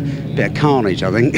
Well, we saw enough of that yesterday. The most dramatic of those incidents was the Baird bow contact, and Barry, there were mixed feelings about this one, but no action will be taken, and except for Craig Baird, of course, not being able to start today because this is what happened to his car. Yeah, I don't think that was John Bow's fault. As far as I could see by the look of it, you see to me, Craig Baird backed off and Bow basically hit him up the backside, and if you look at the racing line, he was quite wide into the corner, and I really don't think it was Bow's fault. Officially declared a racing incident, but as I mentioned, Craig won't be taking part in the field. He'll be the only driver who cannot make it back onto the grid for today, which will be a very interesting grid indeed. Let's recap the results from the first day. And here we go. Now, the highlighted drivers there are the ones who did not start in the top 15. And in fact, the winner, Greg Murphy, was 14th on the grid. Stephen Richards was about the middle of the top 15. So that gives you an idea that the tactical nature of this race was a factor, not just the sheer speed in qualifying, Barry. And that's going to make it very interesting again today. Well, it's great. I mean, when you see a result like that, it's so completely different. And you know, there were guys that were right. You look at Lounsey and Scafie and that, right up the front in qualifying, and they're right down the pan. You know, so it's good. You know, it's exciting racing. And Garth Tander, after having a hard-fought pole position, had problems in the race, and now he finds himself on the second row today because he struggled through across the line in about third last yesterday. Remarkable stuff. That was really good. His team manager said, you know, to keep going. His axle was all loose, and so it was a wise move. He's on right up the front. Let's look at today's event, starting with this reverse grid race. 25 laps, once again a scheduled pit stop for tyres where they don't have to make the actual changeover. They can lay the existing tyres flat on the ground. It was interesting to see yesterday, some teams chose to go for the change, others just kept their tyres because they were hot, and that's crucial here. The track temperature's fairly cold, and I think even colder today than it was yesterday. 2 scheduled pit stops in race 3, incidentally, for fuel and tyres. And Barry, that's going to be another X factor because they're going to have to do it twice. You can't do it at the same time. Quite remarkable. Well, it's all down to strategy, isn't it? That's it.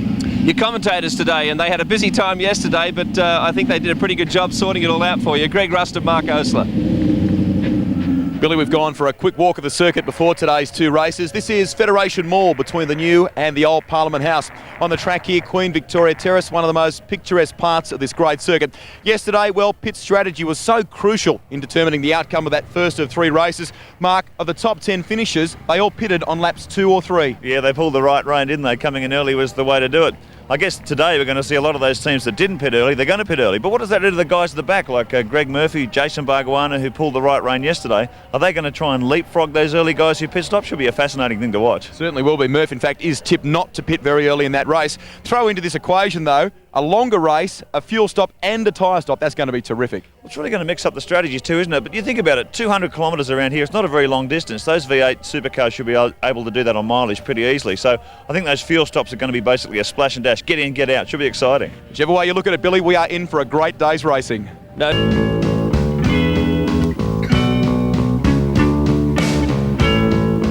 Once again, we're set for what should be an incredible day's racing here in Canberra. We're about to start the second of our 3 events. Greg Murphy won the first.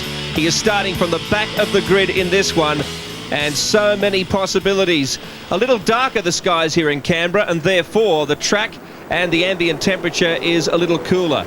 But the heat on the track will be undeniable as we're about to get underway. Your commentators, Greg Rust, Mark Osler, Barry Sheen. Our nation's capital looks magnificent, doesn't it? And the V8 Supercars are set to go into battle once again. 39-year-old Brad Jones from Albury has pole position for this reverse grid. Anthony Trapp will line up alongside him. Row 2 is Garth Tander and Rodney Forbes. Cameron McLean off row 3 alongside Stephen Ellery and Steve Johnson and Paul Morris on row 4. Yeah, the reverse grid makes these grid routes look quite unusual, doesn't it? Todd Kelly and Tony Longhurst start out of 9 and 10. Mark Larkham, Larry Perkins, Paul Radisich, Mark Scape didn't quite get that pit strategy correct yesterday, HRT, so let's put him down the order on top of his teammate Lowndes. Glenn Seaton starts out of 16. John Faulkner and Trevor Ashby line up on row 9. From position 19, it's Neil Crompton alongside Steve Reed. Mark Poole and Dougal McDougall, 21 and 22. Paul Wheel and Russell Ingle on row 12. Getting back toward the guys who did very well yesterday. Stephen Richards, Jason Bargwanna, our race winner, Greg Murphy, starts from 27. And the cars behind him are cars which did not finish the race yesterday. They automatically start from the back of the grid. Cameron McConville, Thomas Mazira, Nick Donaher back there too. And that's the field as they line up for this, what should be a thrilling 25-lap reverse grid race. There's John Bowe. Be riding in-car on the Be Clear and Simple camera. John Bowe has had a wretched weekend. There's our pole sitter carrying the Carlton and United in-car. Brad Jones, what a moment for him. Twice Australian Super Touring champion. Giving us a wave. Good on you, Bardley.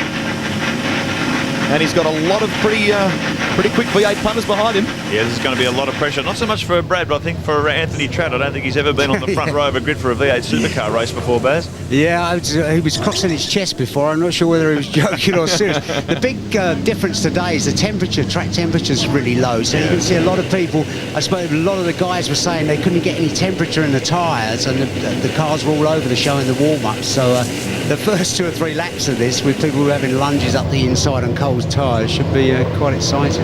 It is pretty cool here in Canberra, both track and sort of normal air temperature around about 10 degrees. The revs start to rise as we get set for race 2 of the GMC 400. 32 storming V8s on the grid, and we're away. Brad Jones. Oh, look at Tander. Brilliant start by Tander as we head toward turn 1 for the first time. And Jones in the Aussie Mail Ford has it. Tander forces Anthony Tratt out wide. He's going to get hung out to dry there. Rodney Ford to come through as well. Look at it. And this is like a parking lot. Russell Ingle over the shaft. Wow. I wonder if the officials are going to be looking there. I think he might get his leg slapped for that. Well, the track was effectively blocked. It was like a car park down there. No one was able to move. They're all back in first gear. So this shows how tight that turn 1 is when you try and put them through at one hit. Anyway, they've got through relatively unscathed. Look at this. As they fire up Kings Avenue for the first time. There's the race analysis, the Ford Livet race analysis, 25 laps, 97.5 k's the distance, 31 starters on the grid now. And of course that pit window for the compulsory tyre stop between laps 2 and 17. And I reckon today, after seeing that winning strategy by Greg Murphy yesterday, a lot of these cars are going to be into the pit lane as soon as they can. Quite right there, Mark. That'll be one to keep an eye on. Only 31 cars in this field. You've got to see the fact that we've lost the Pertec entry of Craig Baird. Now, if you've just joined us, we've had a change of position here. Tander leading from our pole sitter, Brad Jones, who looks as though he's sporting a little bit of damage to the front spoiler of the Aussie Mail Ford. We'll keep a close eye on that as they work down the back of Flynn Drive for the first time through this chicane. No damage to the Aussie Mail Ford, but very sideways though. Brad Jones on the exit of that. Now up along Flynn Place. They work up through the gearbox of the Fords and Holdens. Look at them line astern, this huge field of V8s thundering down. I spoke to Cameron McLean yesterday after he broke down. He said, I'm going to win this thing today. You've got to admit he was flying yesterday. And well, actually, yesterday, Baz, it wasn't actually his tyres. It was a puncture. Yes, yeah. A slow puncture in his left rear that was slowing him down. The tyre went down gradually over the course of 2 or 3 laps. Eventually, it blew out. But that was very, very costly for Cameron. He's really pumped up for a good result here today. There he is, 4th in the queue. Anthony Tratt sits further back in the field. He started on the front row, but the former Porsche Cup competitor in the Toll Express Ford is just simply being out-muscled here. Stephen Johnson trying to get around him. This is the Shell Helix replay. Oh, yeah, this is Ingle at the start here. Right, let's have a look. Hopefully we'll get a look at his eye view to see... that's obviously him going over the curb. Well, you can... Right, okay. Well, there was about 4 or 5 cars stuck. Yeah, stopped on the left-hand side. Oh, look at the back of, who's that, Crompton's thing, is it? Or Crompton or Seat? Well, the battle continues. Garth Tander quickly jumped Brad Jones on that first lap, got up to first position. Rodney Forbes in the wins machine is in 3rd place. Cameron McLean behind. Anthony Tratt. Then it back to Stephen Johnson, Stephen Ellery, Paul Norris, Todd Kelly and Tony Longhurst. Anthony Tratt, I think that is slowing down, Barry. You're quite right there. Yeah. So Tratt slowing down. That's rotten luck for the man who started on the front row of this race. Out in front, though, it is Garth Tander. There's Tratt, the Toll Ford, giving way to the rest of the field. Bargwana storming through there. And we hear from pit lane, Greg, that about 80% of the pit crews lined up there are all getting ready for stops. So I think we're going to see an absolute flood of cars very, very soon. Like a Myers or Grace Brothers car park in a few moments' time, isn't it? It was like a lottery yesterday, though, because if they hadn't have had that pace car after, what was it, the 3rd lap or whatever it was, then it would have been a really very, very different result. Well, that's the thing. The safety car can either fall in your lap or it can work against you. Exactly that. And it really is a lottery system. Here they come up toward pit straight once again, and the cars are going to start filing in straight away. Tander's in. Brad Jones is in. Rodney Forbes. Cameron McLean. Stephen Ellery. Look at them all. Larkham's coming in too by the looks of things. So too Larry Perkins. So this is a real parking lot situation here, and let's get an idea of just how quick these stops are going to be. And it's just interesting too to watch the other cars have continued on their way. So probably half the field is still going, half have decided to pit. This is going to be fascinating as this race unfolds. Mark Poole in there too. K&J thermal car, a 4-wheel. Brad Jones getting back out. Tander made a quick stop too, Mark.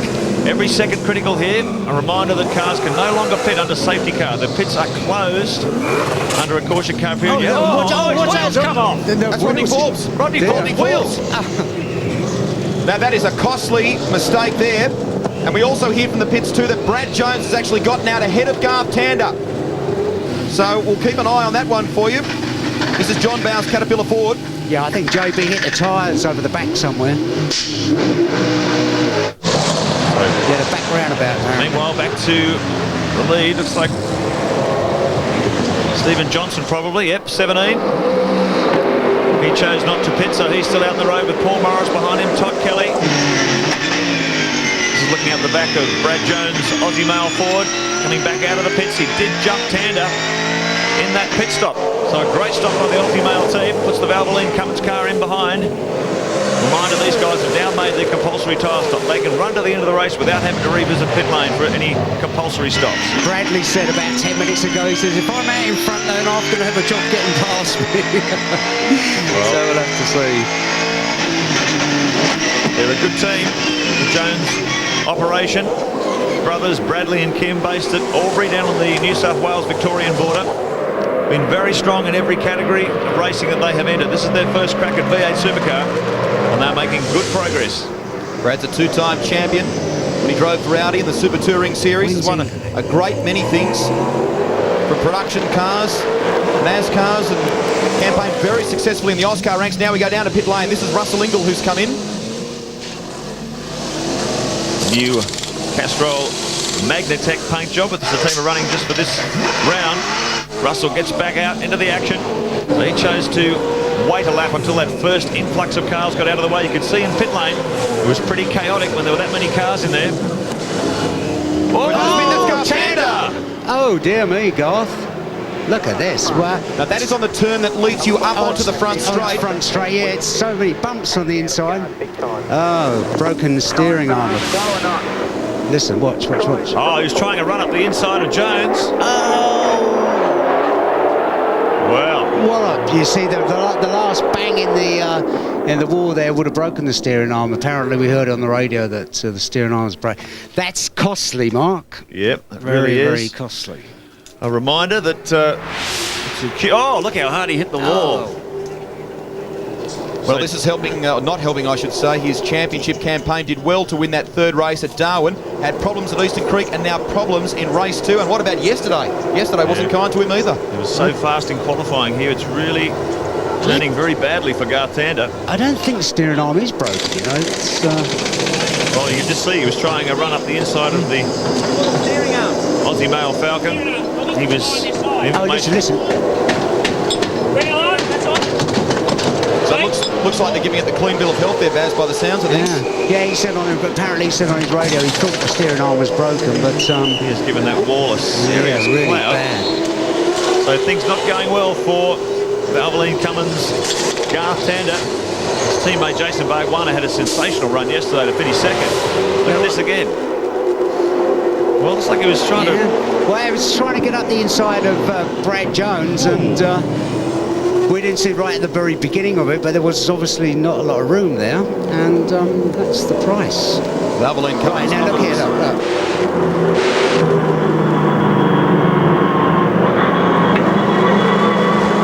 Garth probably saw the door was open, went for the gap, the door shut, and he's paid a price. He's right. Look at this again. Look here.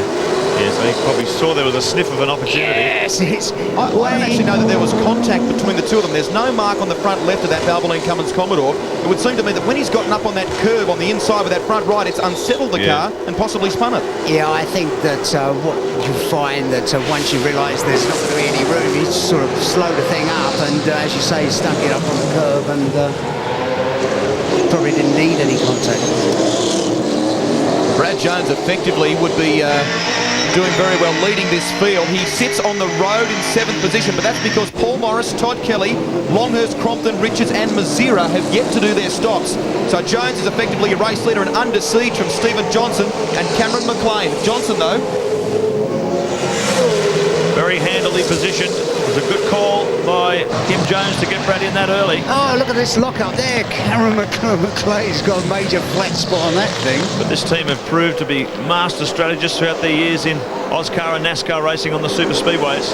And they've made a great call there to put Brad at the front of the field. He's already made his stop. Let's have a look at the replay. Mark Larkham's car. Driving down the inside of Greg Murphy. Yeah, and was it Radisich by the looks of it? Well, Murphy's bumped. A collision between the Mitre 10 car and the Kmart machine. So yesterday's race winner does a spin. Hopefully he's been able to get back into the action. But this is just so typical of the elbowing that goes on around here. It's a narrow track. These are big, powerful and very heavy cars. The good thing about it is, you know, with the reverse grid, it's not as if you had a load of slow guys at the front and quick guys at the back. There's a really good spread on the grid, and that's why it's producing some good racing. Excellent. Brad Jones. Stephen Johnson in second position. Cameron McLean in third. I tell you what, Cameron McLean, I bet he's got a massive flat spot on his front left tyre now. These guys come filtering through here. Brad Jones being chased down by Stephen Johnson and McLean. These guys have all pitted that you can see on your screen here. There are several drivers in front that have yet to pit. The likes of Paul Morris, who's actually first on the road. Let's go down to the pit lane. Brad Jenya. I'm here with Gary Rogers. Gary, how is Garth's car? Well, it's drivable. I think that it's bent the steering somewhat, but I think he'll be able to press on for the rest of the race. The nature with a reverse grid, obviously, and so much traffic around this tight circuit. Yes, I mean, look, it's tight for everybody. It's unfortunate that it happened, but I suppose you've got to try and make your moves where you can. You know, you're obviously trying to do your best, and in hindsight, he probably should have stayed back, but that's all very well said and done after the event. Let's hope he can press on. I'm sure he will. Thank you. Now we're just doing some number crunching here during the course of Grant's discussion there with Gary Rogers. Tony Longhurst is effectively our race leader. He too has pitted. It is just in front, in fact, of Brad Jones and several others. John Bowders making his way back out to the circuit and sweeping up towards the Queen Victoria Terrace area after his pit stop. Yeah, and all that kerfuffle of those pit stops, it was easy to see Longhurst sneak through there. So according to our timing monitors, after all those pit stops, Longhurst... Look, escaping Cameron McLean. I don't know. McLean's just held him out as they came through that section there, Barry, but yeah, they were dicing fiercely. Really pretty close. So at the moment, the Caltex Haviland Ford is effectively our race leader. There are still several drivers yet to pit, but Longhurst ahead of Jones and several others. They have completed their pit stops. More of race 2 coming your way. Morris leads from Richards, Todd Kelly, Crompton, Longhurst, Johnson and McLean. Back in a moment. And look at the action here as Brad Jones almost tipped into the wall. Stephen Richards, a great battle with him, and in the meantime, Stephen Johnson flings his Shell Helix Falcon through and takes charge of that particular pack, but he's not your race leader. There's plenty of confusion about that as this amazing reverse grid race continues. Throw in the pit stop confusion and you have one exciting contest. There's been a lot more dicing and slicing than we would have expected when we had our early look at this circuit a couple of days ago. It's certainly been competitive. Here's a look from way up high. The Goodyear blimp has been very good to us, and how effective it's been over this beautiful city of Canberra. Lake Burley Griffin, of course, underneath. New construction there. And this innovative race has produced lots of excitement. Don't forget the websites that are available to you today. Also, the V8 Supercar website, as we see Cameron McLean under pressure there on the pack. And later on today, Mark Oastler will be joined by John Bow, so you can have a chat on the chat line with a guy who's had an extremely busy weekend. There it is. Check your times, of course, because it depends on what side of Australia you're on. But that's the chat room time for John Bow with Mark Oastler. Plenty to talk about here, I'm sure. And this second day isn't even over yet. We'll return to commentary here. Mark Oastler and Greg Russ to sort it all out for you. Thanks, Billy. We do apologise, folks. During the course of the ad break, things have been changing. We'll take a closer look at this replay again here as Stephen Richards tries to dive down the inside of Jones. Well, yeah, really, that's it. It's a bit of a racing thing. You know, you've got to take your chance where you can get it. But how about the guy, Stephen Johnson? Stephen Johnson, well, he just, oh, look at this. That's Mazera. Oh, just massive lock up there by the looks of it. As we're going to say to you before, though, as so often happens in these races where there are pit stops, it does take time for the leaderboard to sort itself out. And just about everyone has done that now. We can tell you after the completion of those tyre stops. Todd Kelly is the man who leads the field. Todd Kelly in the My Car Holden Young Lions entry is at the front of the pack, so well done. The 20-year-old youngster from Mildura leads this field from Neil Crompton in the Ford Tickford Racing entry. Look at this battle going on here between Crompton and Scaife a bit further back in the pack. Yes, Scaife and Cameron McLean are really fine hammer and tongs. Scaife's been up the inside about 3 times and not made it, so I think he might see a bit of contact there. This is the battle for 8th position, and it's got a queue of 1, 2, 3, 4, 5, 6, 7, 8 cars up behind Cameron McLean. Yeah, I think you'll find that Cameron will be suffering a bit, you know, with that big, he'd have a big flat spot on his front left, and that's because he's definitely slowing Scaife up at the moment. So the order now, Todd Kelly, Neil Crompton in 2nd, Tony Longhurst in 3rd, Stephen Johnson in 4th, Paul Morris, who just pitted, he was the last guy to pit, he's now in 5th, Brad Jones is in 6th, that's the battle we're watching now as it ducks under the screen. Look at this queue of cars, all the way from Brad Jones right back. And there's our race leader, Todd Kelly, in the My Car. It's got a little bit damaged on his front left there. Holden Young Lions Commodore. I would have laid money on the reverse grid thing that we'd have had the pace car out at least 3 times by now. The gap really between these two, Barry, is out to about 1.9 seconds. You can see the My Car Holden Young Lions entry is sporting a bit of battle scars. But the 20-year-old leads the way from Neil Crompton, who's coming under siege from Tony Longhurst. Look at the background there as they work their way down toward Kings Avenue. Well, I spoke to Todd Kelly earlier in the week and he said, I just love this place. I'm really, really enjoying it from the moment he got out there. He thought it was a circuit he could really get stuck into. He really wanted to attack it. And he's certainly doing it here. He's got in the lead the first time in the lead of a Shell Championship Series race for Holden's young lion. Todd Kelly, just 20 years of age, from Mildura in Victoria. He was a standout performer in single-seater racing cars, both Formula Ford and Formula Holden. Now doing a superb job in the premier category in Australia, V8 Supercars, as they fire down Flynn Drive once again. Here's Neil Crompton in 2nd position. I spoke to Neil this morning and he was saying that they found something, they changed something for the warm-up, and the car is just like night and day. It's just so much better, and the way it's going at the moment, we can believe it. You see there on the Munro driver profile that his best result ever in the Shell Championship Series is a 2nd. Well, at the moment, he's on course to equal that, Stephen Ellery. Now that's down into the chicane area there between Flynn Drive and Flynn Place, is it? No? Heading off around State Circle. Yeah. So he's come into grief there. It's a shame for the Super Cheap Autos team. They've been doing a good job this weekend. And this is the view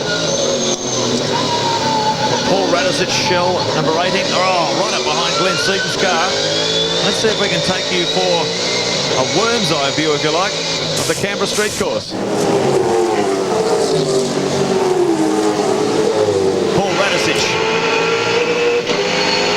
right up behind Glenn Seaton, and this is the battle for 11th position. A big queue of cars there, all getting caught up behind Cameron McLean. Mark Scaife apparently getting very hot-tempered, stuck in behind the Greenfield Mowers Ford, but McLean fighting hard for position. There goes Jones, there's McLean, there's Scaife, Perkins, Seaton, Radisich, Larkham. What a fantastic battle. It is a good battle, and the reality is, if you don't want to let somebody past here, I mean, really, you don't have to do it. You know, you drive in the middle of the road, and Cameron's covering his line everywhere, and it's going to be such a struggle for Scaife to get by. I reckon where he's going to have a go is down into the sort of chicane before they come, just before the start and finish. Scaife's patience is clearly wearing. Look, this is the same thing again. Scaife through. There you go. That's it. You see, that's his front. Oh, touch Perkins. Well, in the heat of battle there, and there was no room for Glenn Seaton to get past. McLean quickly dived back to about mid-track and covered the line, but it's allowed Perkins to muscle his way through now. We jump back and look at this battle as Seaton and Radisich continue to battle down towards Flynn Place. You'd have to say that would have totally knackered the front left-hand tyre on Cameron. Cameron McLean's car. So Larry's on the curb. I said it's the world's fastest lawnmower. He's doing a bit of that at the moment. Look at that little queue behind him. Yeah, he's in diabolical trouble with the front left now. He's definitely not getting out of the way, though. Well, he doesn't have to get out of the way. He's racing for race position. Exactly He's got every right to fight for position just like anyone else in this field. So Cameron McLean really fighting tooth and nail to stay in the top 10. He's currently in 10th position. Behind him, he's got Seaton, Radicic, Ingle, Larkham, Lowndes, Bargwanna. Look at the quality behind him, and Greg Murphy, yesterday's race winner. He's back in 17th position after that altercation earlier in the race. There he is, Murphy. John Faulkner and the Team Asia online machine right behind. So the order at the moment, Todd Kelly still leading. 3.1 seconds the gap over Neil Crompton in second. Tony Longhurst in third. Look at this battle here. Seaton fighting hard because Paul Radicic is trying to get the nose of the shell forward right alongside. Tremendous cut and thrust. This is maximum pressure racing in V8 Supercar. Very narrow strip of bitumen. Only 8 metres between those concrete walls. You've got to be precise, but you've got to be aggressive. So Stephen Ellery is going to get shown the black flag. Not quite sure what that is for. We'll get some more information on that for you as it comes to hand. As this freight train works down. Oh, that has to be a problem with the front left brake on Cameron McLean's car, because that's every time into that corner he's locked up the front left. So if you see there, right in the background, it looks like he's almost stopped. He might have had a deflating left front tire this time. No doubt he's worn through it. Oh, he was so unlucky yesterday. Yeah. Picked up there's a black flag being shown there to one of the cars. Yeah, for Ellery that is, I think. So now Seaton leads this huge group down through the chicane. Fastest lap, fastest man on the track so far this race, John Bauer, 1:45.66 in the Caterpillar Ford. He is having a real up and down sort of weekend in the National Capital. Oh, just touches the wall.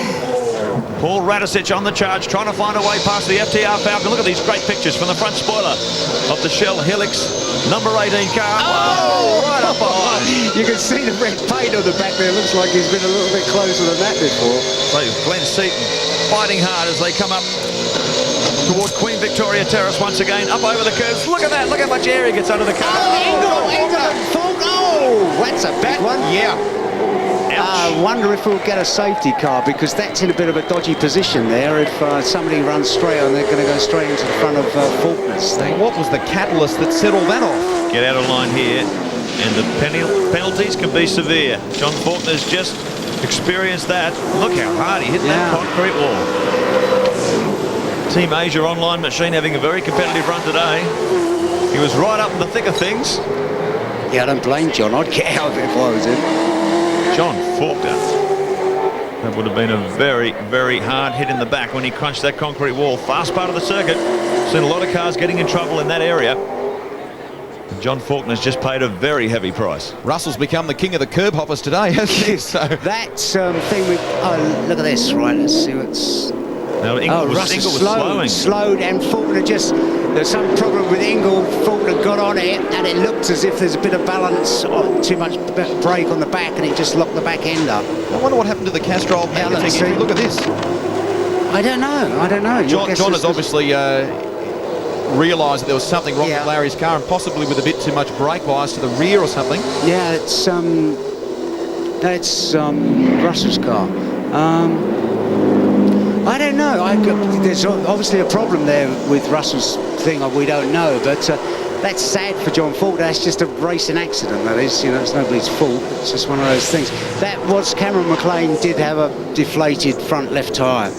No, I didn't think he could get away with it for much longer. Now Russell is dropping right back through the field as well as we watch our timing monitors. There is John Faulkner. Let's go trackside. Grant? I'm down here with Craig Hollowell from Team Asia Online. Craig, how is John? Look, he's fine. Unfortunately, it looked like there was brake problems. He had no pedal whatsoever, and he tried to put the brakes to the rear, and unfortunately just locked up the rear and got into the wall. But we'll try and get the Team Asia Online car finished as soon as we can, and hopefully be out for the next race. It's a tough job ahead. Good luck to you. Yeah, thank you. Yeah, it's tough indeed on the streets of Canberra. These blokes are finding out. John Faulkner. Yeah, I thought he must have had some kind of problem, because it looked like all the brakes were on the rear of the car. So the order at the moment, Todd Kelly still 3 points. He's actually expanding his lead. Oh, Russell Ingle's been in again. He's got tape on the windscreen. All sorts of problems here with the Castrol Commodore at the moment. So So the complexion of this reverse grid race just keeps on changing. One thing that hasn't, though, Todd Kelly is at the front of the field ahead of Neil Crompton, Tony Longhurst and Stephen Johnson. Paul Morris sits in 5th. Stephen Richards 6th. He's gotten ahead of Brad Jones and Mark Scaife in 8th. Larry Perkins, Glenn Seaton, Paul Radicic, Craig Lowndes, Mark Larkham, Greg Murphy, Jason Bargwanna and Dougal McDougall. More after the break. We're back on the streets of Canberra, and what a result this would be for Todd Kelly if he can hang on. We're just over halfway through the race, as you can see, in the second of our GMC 400 contests this weekend. Neil Crompton second, Tony Longhurst third. That's a heck of a contest as well.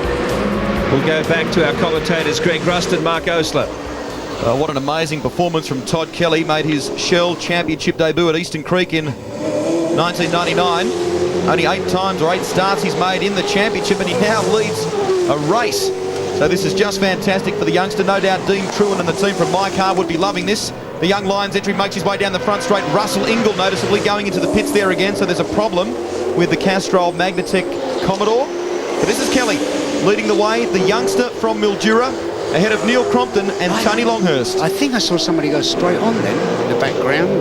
If it was, it would have been Crompton. Well, as I was saying yesterday, Todd Kelly coming from a single-seater Formula background, if you like. I think it might have been Tony Longhurst there too. Oh yeah, I saw somebody, I don't know whether it was Crompton or Longhurst. Oh, we've had a big one just outside our commentary box. Paul Morris has gone off by the looks of things. Straight on under brakes. And Tony Longhurst in trouble too. Has he got a flat tyre? Yes. I just saw Paul Morris out of the side of my eye go flying off the end of the main straight. That thing just launched. We'll endeavour to get some vision of that for you, folks. But he flew off. There he is. Oh, look at that! He's got it there. How quick has he gone into that? That's right down the... Safety car is on standby in the pits we hear, but he's gone. Look at that. This. Oh, just lock her up on the back. Look at she's done a complete... Look at this. Wow. Yeah, it looks like the tyre problem. It fell to pieces or something. That's a heavy impact, I tell you. We just have a window at the side of our commentary box very close to this position. And I just saw this yellow-green flash just went past. He went up the escape road at an incredible pace. You see how far it's gone in there. He won't be able to get out because the tyre wall there. Yeah. The nose of the Big Kev Racing Commodore is buried right in those tyres there. The marshals are on hand. We have heard Paul Morris talking. Now look at this. Yeah, it's something on one of the back tyres is gone by the look of it. Whoa. What? Wowie, that was a major impact. Well, the CAM's track safety inspectors will be happy to see that. Look how well that escape road's worked. That's gathered him up at very high speed, and those tyres have done the job. They've absorbed the impact, and I'm sure Paul Morris will be... Hopefully Paul Morris will be okay. But that was a very, very high-speed lose. Todd Kelly, meanwhile, continues to lead this one. 4 seconds the gap now over Neil Crompton in second, who's battling hard with Stephen Johnson. Stephen Richards in 4th, Brad Jones in 5th. Mark Scaife still in 6th, Larry Perkins, Glenn Seaton, Paul Radicic and Craig Lowndes rounds out the top 10. So 3 Holden Racing Team Commodores in the top 10 at this stage. Rotten luck for Tony Longhurst to the Caltex Haviland Ford, because I was just going to say he's dropping down the timing order, and that is the reason why. He was up in 3rd, is now down to 16th. That front left has let go. Who's locked in a really good battle there with Crompton for 2nd position. So flat tyres becoming the order of the day on the streets of Canberra. A lot of the drivers has been saying there's a fair bit of garbage and rubbish around the track. Bits and pieces have been puncturing tyres left, right and centre. Tony Longhurst pays a heavy price. Fortunately, he can continue. Hopefully none of the brake components or the under tray or anything has been damaged with that flat tyre. So Todd Kelly still in a commanding lead. 4 seconds he has over Neil Crompton. And Stephen Johnson from 11 seconds behind the FTR car. So the field at the front has now become quite spaced out. Not sure if the safety car is going to be employed due to that incident with Paul Morris. Tony Longhurst now tries to get back into the action. He's lost a lot of track position. Oh, Paul Morris is out of the car and he's walking. I can see him. He's outside of our commentary box. So And Mark Scaife now up behind Brad Jones. Larry Perkins. Brad Jones in 5th. Mark Scaife in 6th. Larry Perkins in 7th. And a bit further back is Glenn Seaton, Paul Radisich and Craig Lowndes battling for 8th spot. So tremendous battles right up and down through the grid. Let's go to Grant Denyer. I'm down here with Greg Wooster from Big Kev Racing. Now, Greg, that looked like a big off.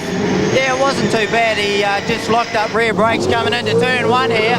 He's been pushing pretty hard with, we've just been trying to conserve our tyres, that's all for the last race. So we'll just see how we go after this one.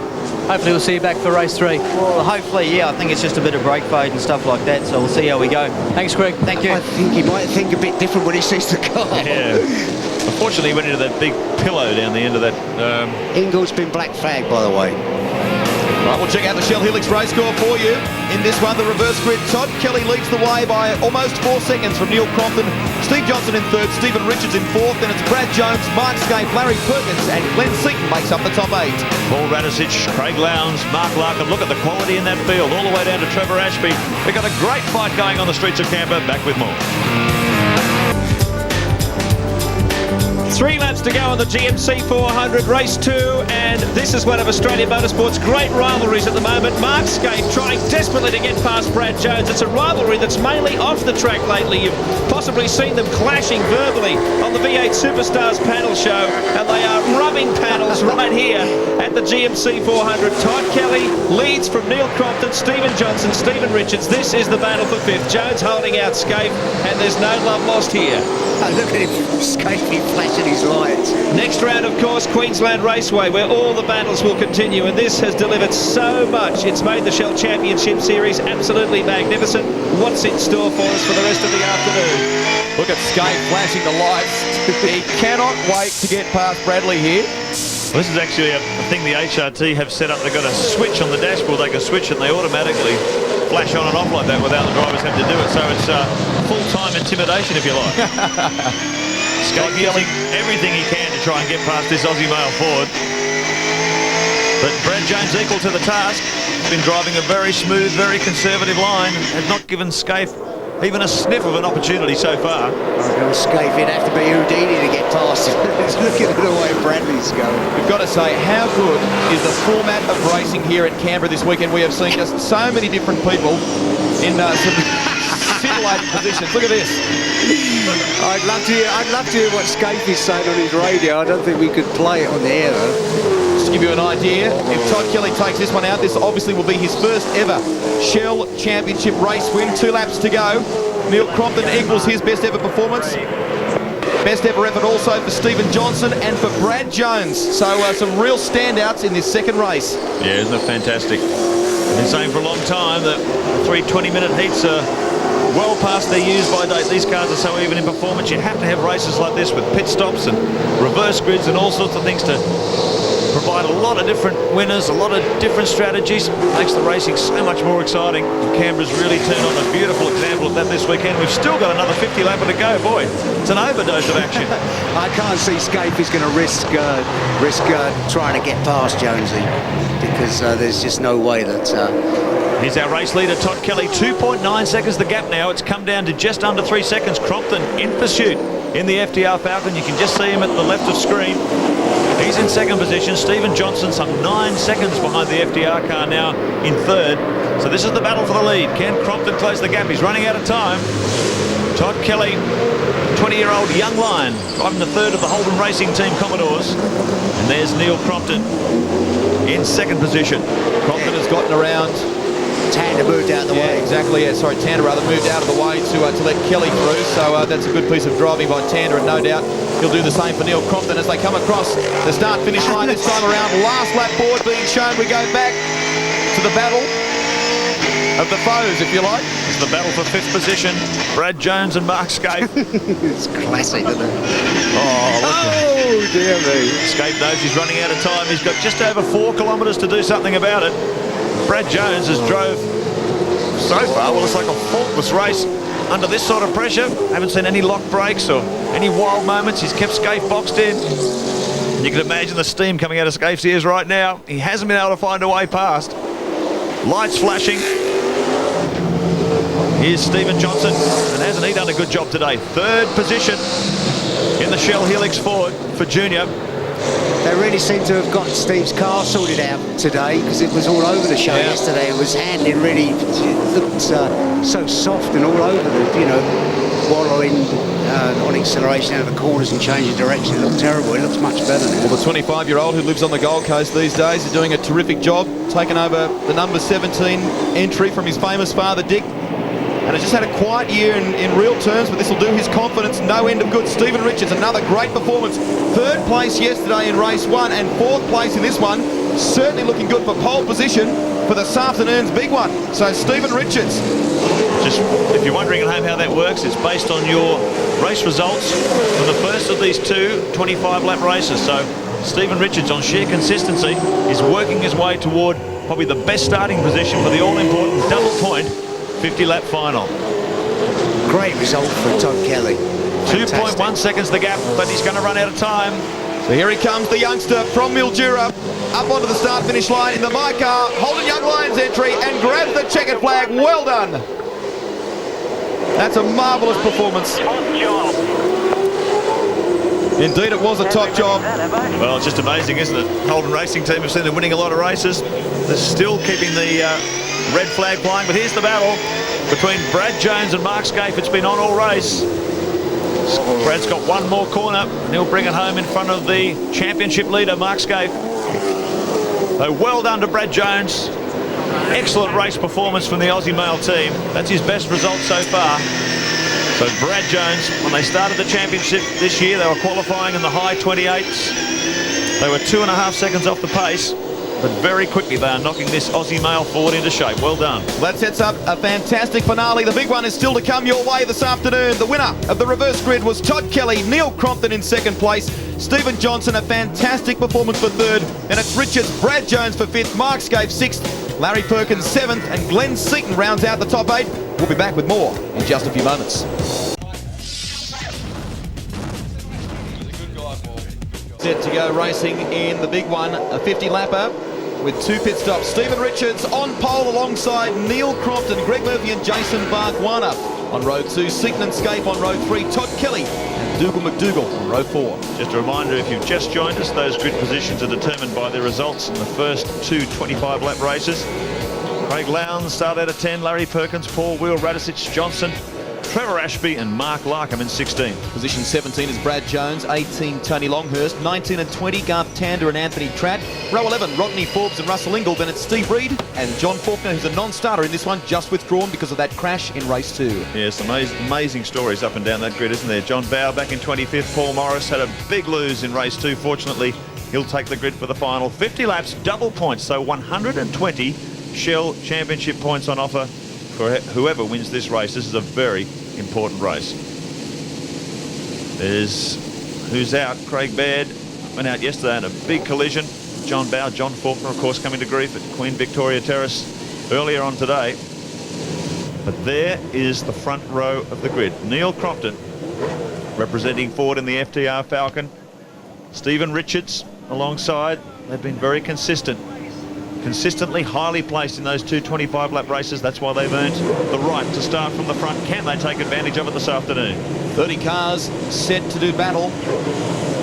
The conclusion, a stunning climax to the street race and the street fight that they call the GMC 400. Who will get the jump? Will it be Crompton or will it be Stephen Richards in the Kmart Commodore? Richards away very smartly. Crompton tucks into second. Look at Bargwanna. He's got the edge over Murphy as they run towards turn 1 for the first time. Stephen Richards. You see Paul Morris down the outside there. God, he's... oh, this is where it all gets a bit on the tricky side, isn't it? The first tight corner. Very, very tight through turn 1, but fortunately this field have had a few attempts at it now. They know how it works. They know they've got a funnel through there and they've got a long way to go. So a nice clean start to the all-important third race here at the GMC 400. Double points on offer. And there's your Ford Limit race analysis. 30 starters making the grid. 50 laps, just under 200 kilometres in distance. They have to make compulsory stops for both fuel and tyres, and both of those have to be completed between laps 2 and lap 36. Look at Lowndes trying to have a look at Dougal McDougall as they sweep up Kings Avenue. Now to State Circle.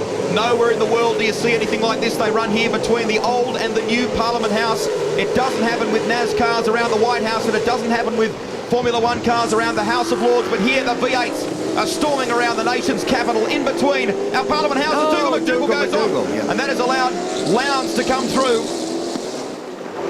Thundering down Flynn Drive for the first of 50 times. Neil Crompton leads the pack just behind Stephen Richards, who got a great start off the grid.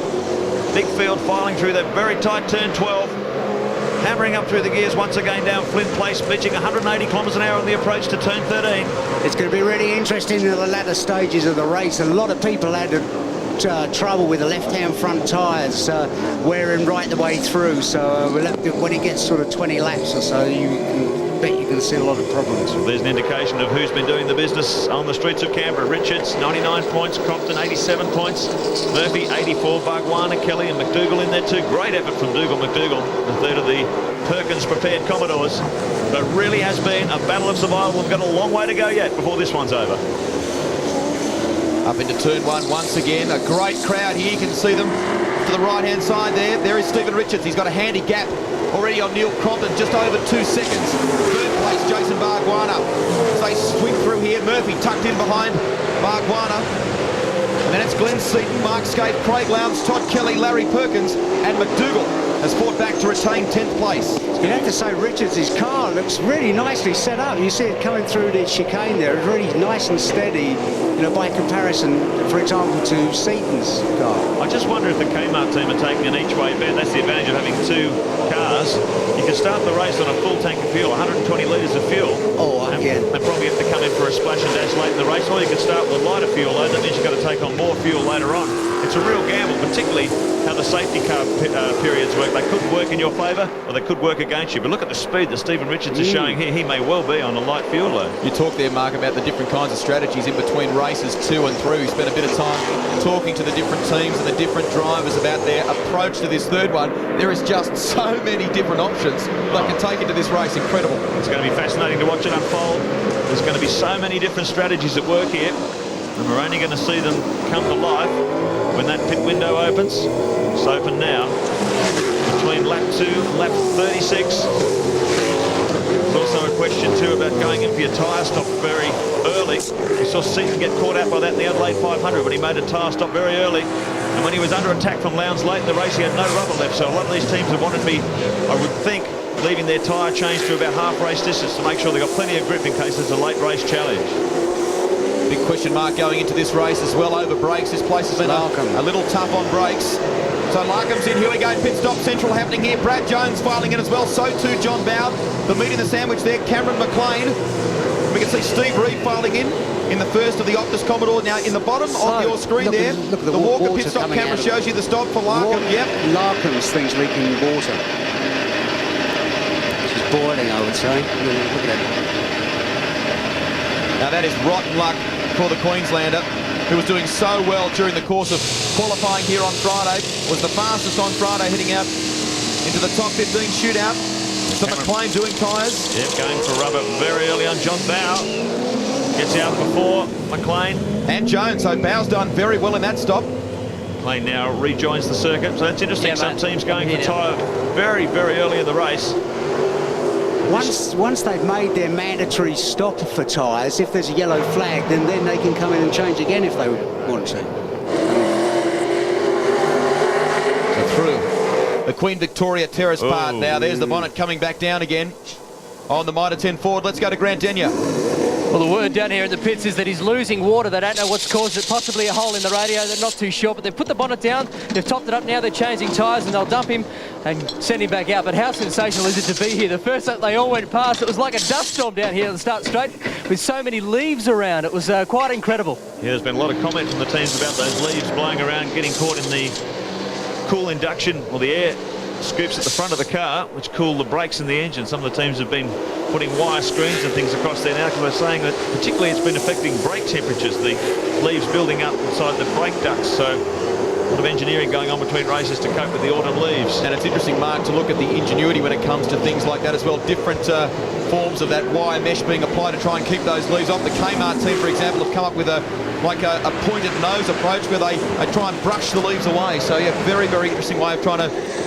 keep the leaves from blocking the radiator. There is your Munro driver profile, Stephen Richards, the 27-year-old who recently became a daddy for the first time. I know his wife Angela is watching at home in Melbourne. 40 starts in the Shell Championship Series, 1 victory. And for those of you that think back to Mount Panorama Bathurst last year, then it was in Wynn's colours, and he and teammate Greg Murphy, who sits in 4th place, took victory in the FAI 1000.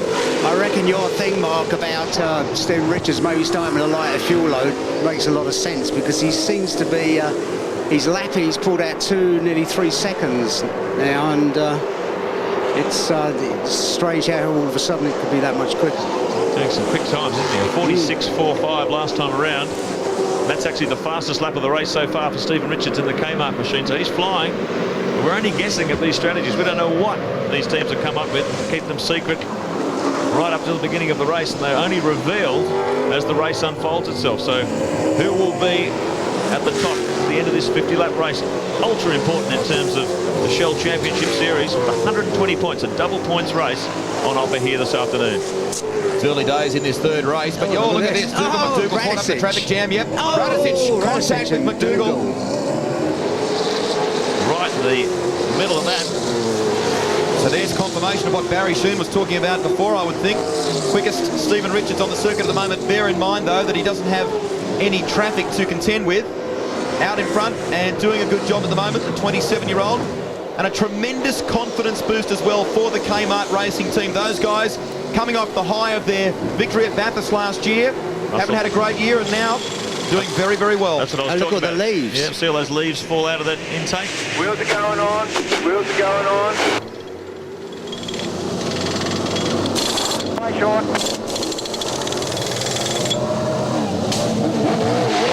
There's a bit of a Chip Ganassi talk there, isn't it? Yeah. Right, just let me tell you something about Ingle. Ingle had a wheel come loose and had to go straight across the chicane, otherwise the wheel would have fallen off. That was in race 2. In race 2. Yeah, in race 2. In their wisdom, Cairns penalised him for it, made him come in for a mandatory stop, and it was just a complete and utter shambles, really, and I think Cams shouldn't be very proud of themselves. Yeah, there was an equally a big mix-up with the deployment of the safety car. They showed the safety car sign as Paul Wheel. Oh, Paul Wheel locks up his brakes coming up the end of State Circle. I don't know what happened there. Looks as though they might have tagged Radicic in the process there, Mark, so hopefully everything's all right. Apparently right front tyre is the problem with Stephen Ellery's super cheap machine.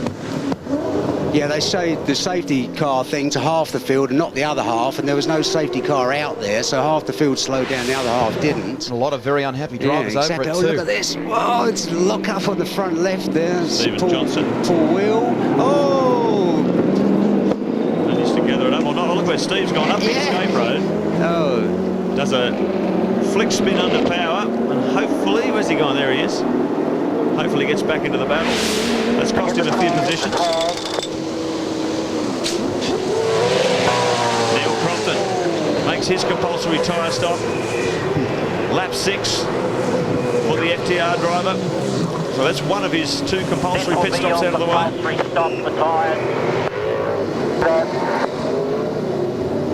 So Crompton rejoins the race. Meanwhile, this is the battle. A bit further down to the field. Bargwanna in 2nd position, and he's copping plenty of heat from Greg Murphy. Yeah, when you hear Cam's making mistakes like that, it's no wonder the chairman of Avesco Cochrane wants to get rid of them, isn't it, really? I mean, it's silly, really. Oh, look at the lock. Oh, look at the knocker on that! That's Glenn. Yeah, it's Glenn, and boy, was he ever close. That was very lucky there. He didn't... That was a carbon copy of what happened to Paul Wheel. Yeah, exactly. At the same part of the track. Yeah. The left front tyres in this thing are going to play a big part, because there were so many guys whose left front tyres were totally knackered at the end of that race, and 3 or 4 of them wore right through. Is it all right? No flat spot? So Glenn pressing on. You heard him say there no flat spots to that tyre despite the lock-up, but that's amazing. Both of them locking up in the same place. Same place. I tell you something, you've got to hand it to Bridgestone when they can make the tyre that will work in the heat of Hidden Valley in Darwin and down here in the Lackerford, 40-degree track temperature, and here sort of 8 or 9. It's worth a pat on the back, isn't it? Look at this. Look at this. That's, mate, look how far back he locked that thing up. And I can't believe there's no flat spot on it. That's it's incredible. Perhaps he got off it early, and that's the reason why I kept going. It went so straight far on, down the escape road, yeah. Stephen Richards. Look at this. Oh. You could hear him whacking. Well, I'm not sure if he heard the audio clear. He might have said he had a flat spot. It wasn't quite clear. Yeah. You can't imagine that thing would be like a 50-cent piece. Well, exactly right now. that. I'm sure he said no flat spot. So the order, Stephen Richards still leading this, 4.9 seconds up the road from Jason Bargwanna in second. Greg Murphy in third, Mark Scaife and Craig Lowndes. That's the battle. Just went through picture. Todd Kelly, the winner of race 2, is in 6th place. Grant Denyer. Well, we knew it was going to be tough to just survive around this street circuit, and Stephen Ellery, you're out only after a couple of laps. What happened? Yeah, unfortunately, I was coming into the roundabout chicane over the back there, and Forbes had a spin. He sort of lost it and went into the tyres and went out wide, and I just came around the chicane, went in under him, and he just drove me straight into the wall. It's total utter stupidity, basically. You told me yesterday that this was a circuit that you didn't mind driving on. Have you changed your mind now? No, not at all. I still enjoy it. I think it's great. I was having a ball out there, just cruising around. I started last, so I thought let's just stay out of trouble and cruise around, do our pit stops when we were supposed to, and we'd work our way up into the top 10 by the end. But, you know, when you're racing against people like that, it's pretty hard. Hard luck, Steve. Thank you. It's a tough one, isn't it? I mean, cruise around and stay out of trouble when the competition is so close. Now, Greg Murphy has come in for his pit stop. And we will keep you right up to speed on everything as it happens here in the big one. The GMC 400. This is the third and final race, and at the moment, this is how they stand. Stephen Richards, Jason Bargwanna. Murphy is just in for his pit stop. Scaife, Lowndes, Todd Kelly, Glenn Seaton, and Larry Perkins rounds out the top 8. Pit stop's just starting, but we've got a lot of tactics, a lot of excitement to unfold on the streets of Canberra. We'll be back after this break.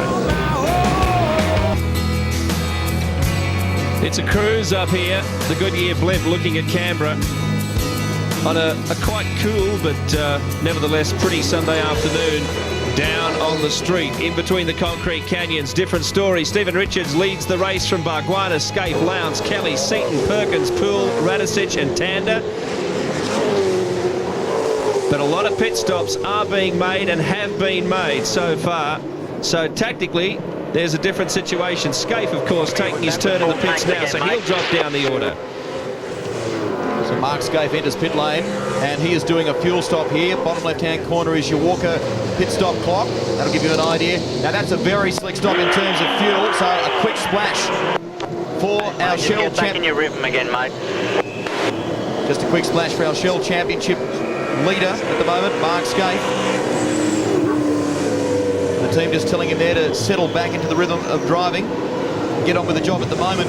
Stephen Richards leads from Bargwanna. Craig Lowndes now up to third, and it's Kelly, Todd Kelly, the winner of race 2. Seaton, Perkins, Mark Poole is up to 8th. Radicic and Tander rounds out the top 10. Grant? Yeah, I'm here with Mark Larkham, the fastest qualifier on Friday and retiree now, mate. What's the drama? Looks like we think it's split the block, which is most unusual, never happened, but that's the game we choose to play, and you've got to take those things on the chin. I'll get down the Mitre 10 store, I guess, and get some girl and plug her up, but won't help us this weekend. Okay, look into your crystal ball for us, mate, and who do you think could take this one out? Oh, well, I know there's a lot of different pit strategies going on. I know we had a different one, but I wouldn't be game to pick it at this stage. I really wouldn't. It's that kind of race. Thanks, mate. It is, yeah, thanks, mate. That is amazing. During the course of Grant's chat there with Mark Larkham, you can see what's happening with Garth Tander's car there. The Gary Rogers team are there, and apparently they are saying the race may be over for him. Down, GT, will you take it back to the shed? Sounds Gary Rogers just saying to Garth, or the GT as they call him, we're going to take it back to the shed. Apparently diff problems with that car, rear axle problems, so Garth Tander has had an absolutely shocking weekend here, and it's really damaged his championship chase. Engel in trouble by the looks of it. No. And that's amazing, Mark, when you hear what Mark Larkham had to say there before, and you talk about the likes of the problems for Garth Tander. Even Cameron McLean at the end of that second race had a complete diff failure. And that is just so uncharacteristic. Now Lowndes has come in for a quick splash as well. His fuel stop complete. And he works his way back out of pit lane. Glenn Seaton is in to do the same, and so by the looks of it is Larry Perkins. Yeah, that thing with Garth Tander could have been when he hit the wall this morning, couldn't it? Yeah, good point. So Stephen Richards continues to lead, but he hasn't made a pit stop. See Glenn, look at his speed. Yeah, got to be very careful. You can see him looking at his dash, checking his speed to make sure he's under that 60km/h speed limit. If you exceed the speed limit in pit lane, you get a stop-go penalty. That can be very, very expensive. The drivers really got to keep their cool under very difficult circumstances. Just looking down the list here, I think our winner yesterday, the winner of race 1, Greg Murphy's looking pretty strong right at the moment. He's probably the first of the drivers that have already pitted in the queue. There's a big overlap to happen here, but he's looking in a good position. That'll unfold as the race progresses. John Bowe coming into the pits. Looks like a fuel stop for him. The team taking the opportunity to clear a few of the leaves out from that front radiator area. Has not been a good weekend for JB at all. Sent to the back of the grid for a technical infringement after qualifying on Friday. Allegations of the oil cooler being placed in the wrong spot. Then there was an inquiry over that incident with Craig Baird's crash yesterday. He was clear of that. There was no problems, but it has not been a good weekend for the Caterpillar Ford team, which is a real shame because he has been showing some good speed. Don't forget the websites. You can catch up on all the news and even chat with one of our leading drivers. That's coming up in a moment. But the V8 Supercar side, firstly, is we can keep track of the entire Shell Championship Series. Lots of exciting news there and a complete and comprehensive review of all the rounds and results up to date. We continue on watching John Bowe. Don't forget, as Billy mentioned there before, you can join Mark Osler this afternoon and this man from 5:30 Eastern Time in the 10 website chat room for a bit of a talk about this race and everything that's happening in the V8 Supercar Championship. But you ride now with John Bowe. Let's have a listen to him in action.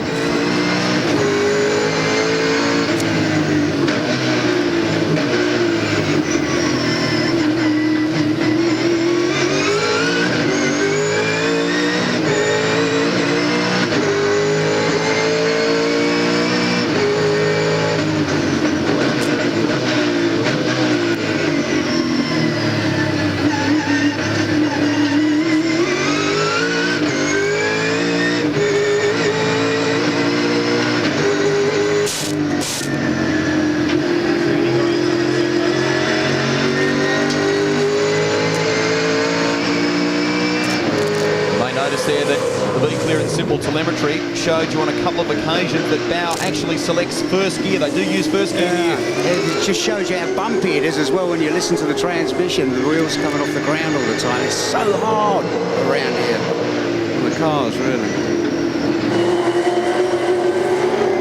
Bowe working through Queen Victoria Terrace. It's a fabulous shot as they flash by our camera there. Across the crown in the road. Down toward Kings Avenue. I'll sweep up here, past the National Archive building, and then they work up towards State Circle. Let's go to Grand Denia. Yes, well, this race is claiming all our big names as well. Garth Tander, you're out as well. What's the drama? We had a problem with the diff. It's blown a seal and it's just pumped all the oil out of the diff, so unfortunately she's all over. It was a hard charge for you in that race so far. You're disappointed. How did you think you could have gone? Well, yeah, a bit disappointed, obviously, because we're not going to score any points this weekend, and we can't afford to give that away to Scapey. And in that race, we're going really well. We're carving through the field. I think we got up to about 9th, and the car was exceptionally good. So it's just one of those things that sums up our weekend, really. It's a tough race. Hard luck, mate. Thanks, mate. Yeah, it does sum up that weekend for Garth Tander. It's been a shocker coming into this round. Only 12 points behind Mark Scape, but by the time they've shaking at the points at the end of this one, Scape's going to have a pretty handy points margin. He's got 60 points up on Tander after those first two races. And if he does well in this final double points race, he's going to have a very handy lead.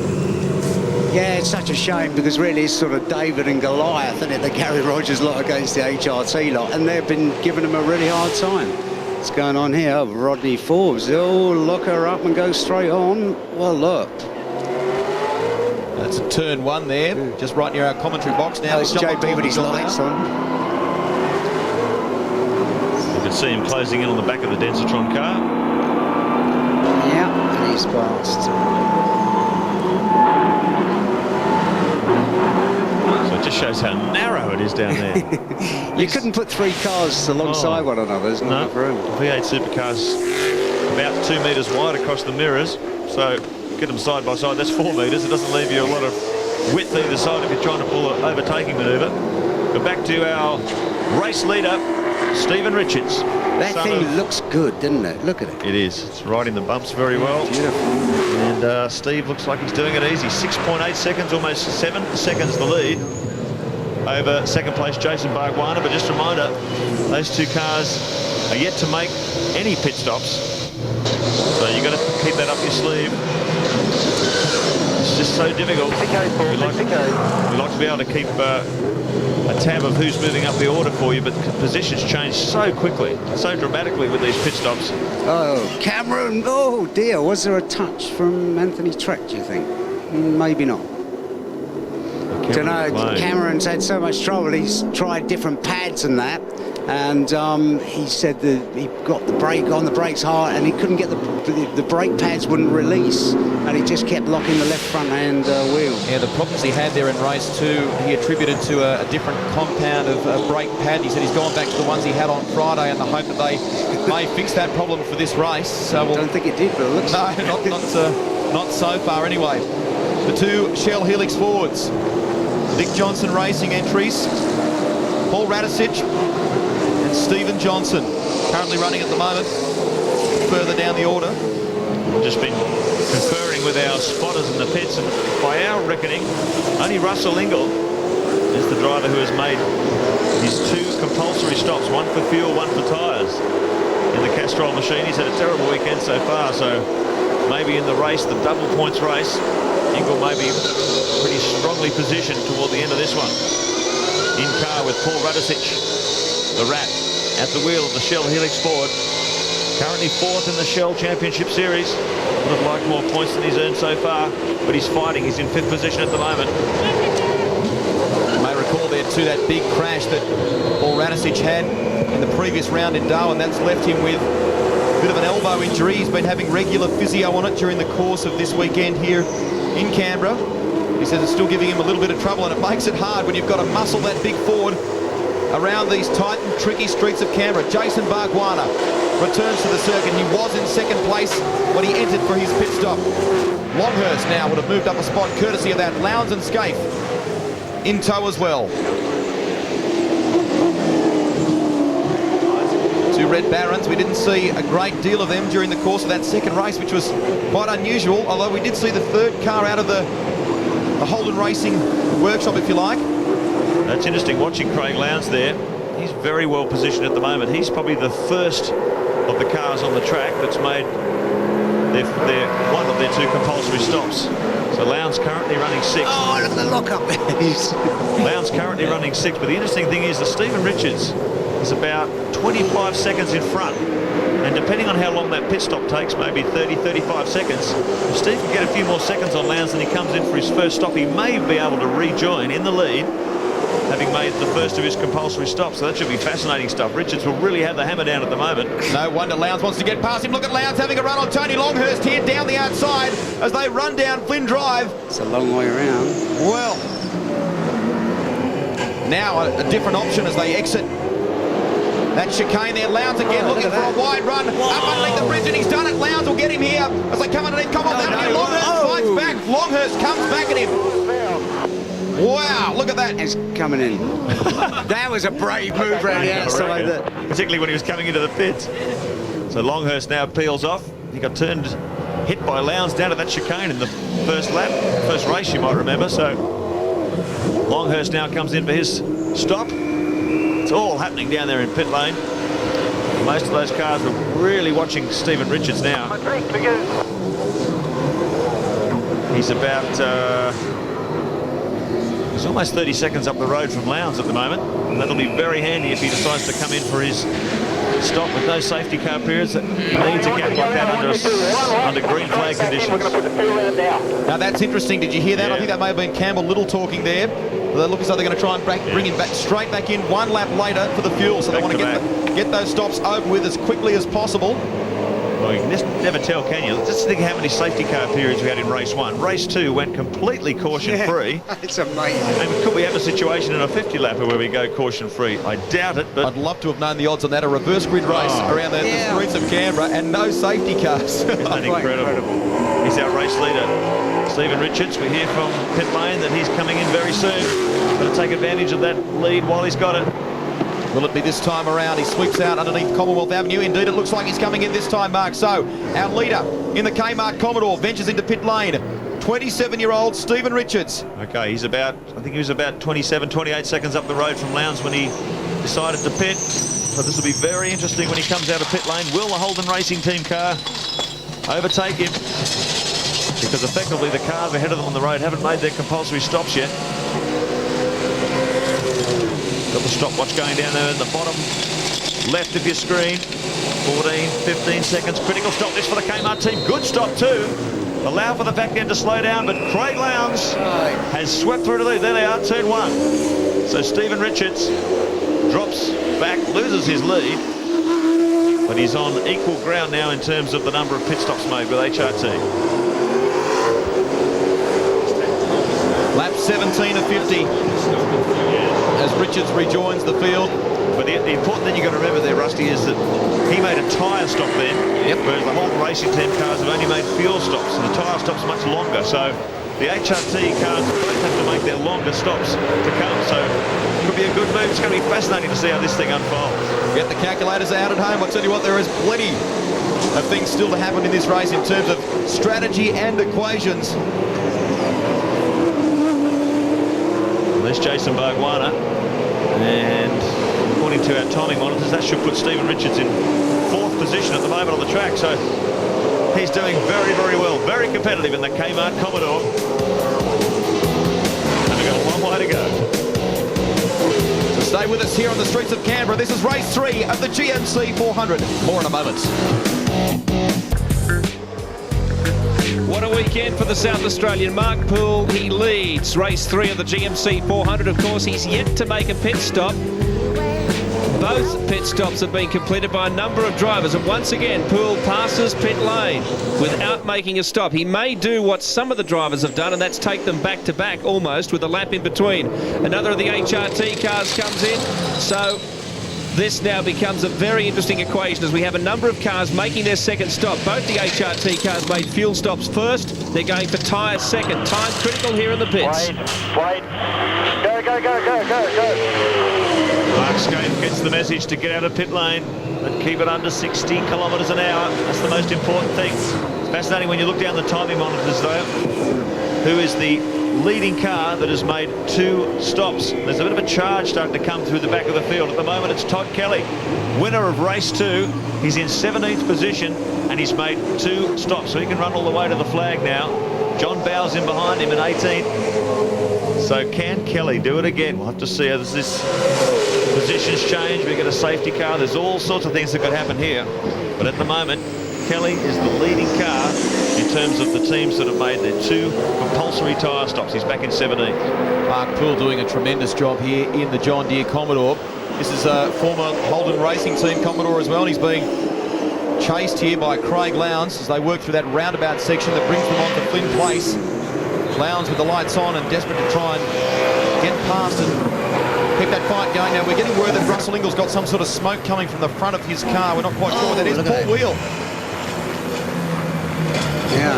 So, not quite sure what's happened there. Look at the front of Will's car. He's obviously coming in contact with someone.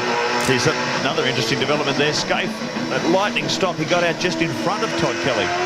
So, in fact, Scaife, by the time this timing monitor trips over again, I think you'll find Scaife is the leader of the 2 pit stop cars. Left front on Engels. Just rubbing on the guard in certain places. Isn't he monster in the curves, though? He's driving this car like he's stolen.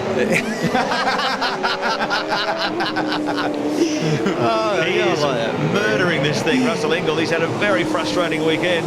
I like that. Bouncing up the curves, locking the brakes. And look at there's still smoke puffing from that left front tyre. Not holding the enforcer up though, Mark. No. I tell you what, Cam's is definitely off his Christmas card list. Were they ever on it? Well, if they were, they certainly are now.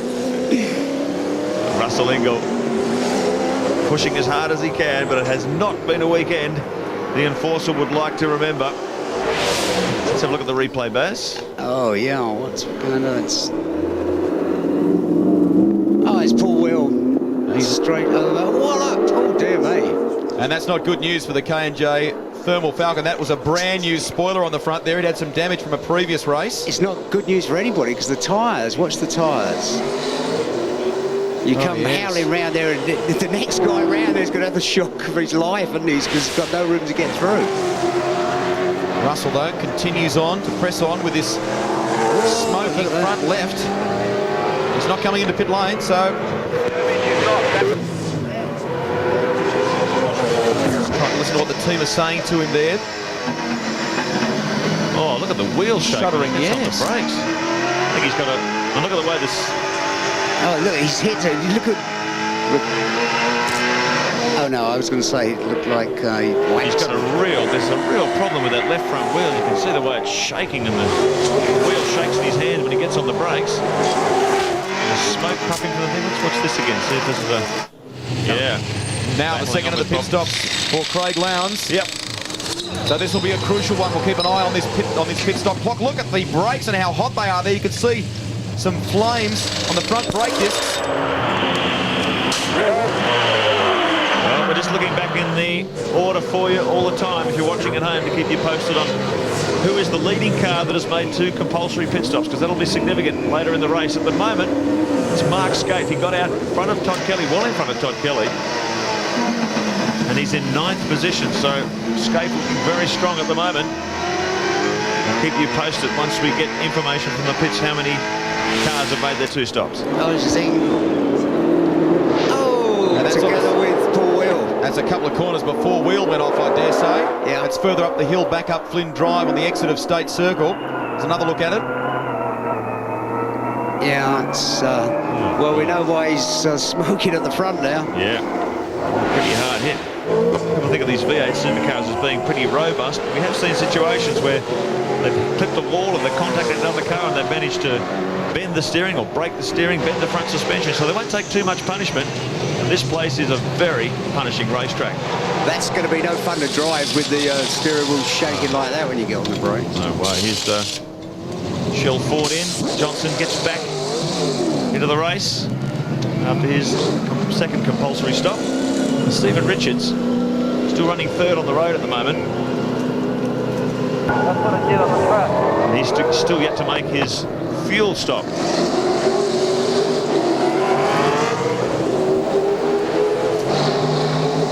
Stephen working up towards State Circle, a great result.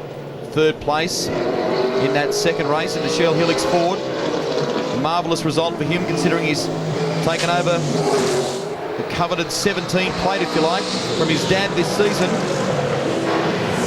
Jason Bargwana making his way in. Well, he's been a model of consistency in comparison to his teammate this weekend. Yeah, it's amazing how fortunes change, isn't it? Quite incredible. And can't you tell by the smile on Barnes' face too? I haven't seen him this happy for quite some time. His girlfriend Deb is here this weekend. She's an aerobics instructor and has put him on a pretty strict fitness program. Sounds like there's some problem down. Oh, what a shame. Mechanics working down in the pedal area. Mike Grant Denyer. Yeah, Jason Bargwana has come in and his team wasn't ready. They weren't even aware that he was coming in, so he's caught them absolutely unawares. There were no tyres out or anything, so this is going to cost them dearly, and I'm just wondering whether he actually has a problem. I think Bargs was gesturing to one of his tyres, so I don't know what the problem is. We'll see if we can find that out. Interesting to find out too, Grant, what was happening on the inside of the car as well. Jason seemed to be motioning towards something on the floor, possibly the brakes or something in that area, so wonder what it is.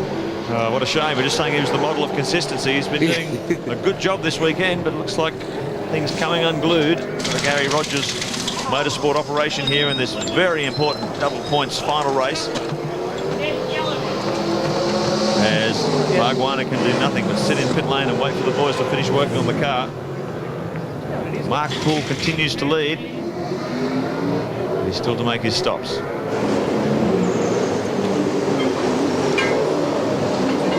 Glenn Seaton in car 5, currently 3rd in the order.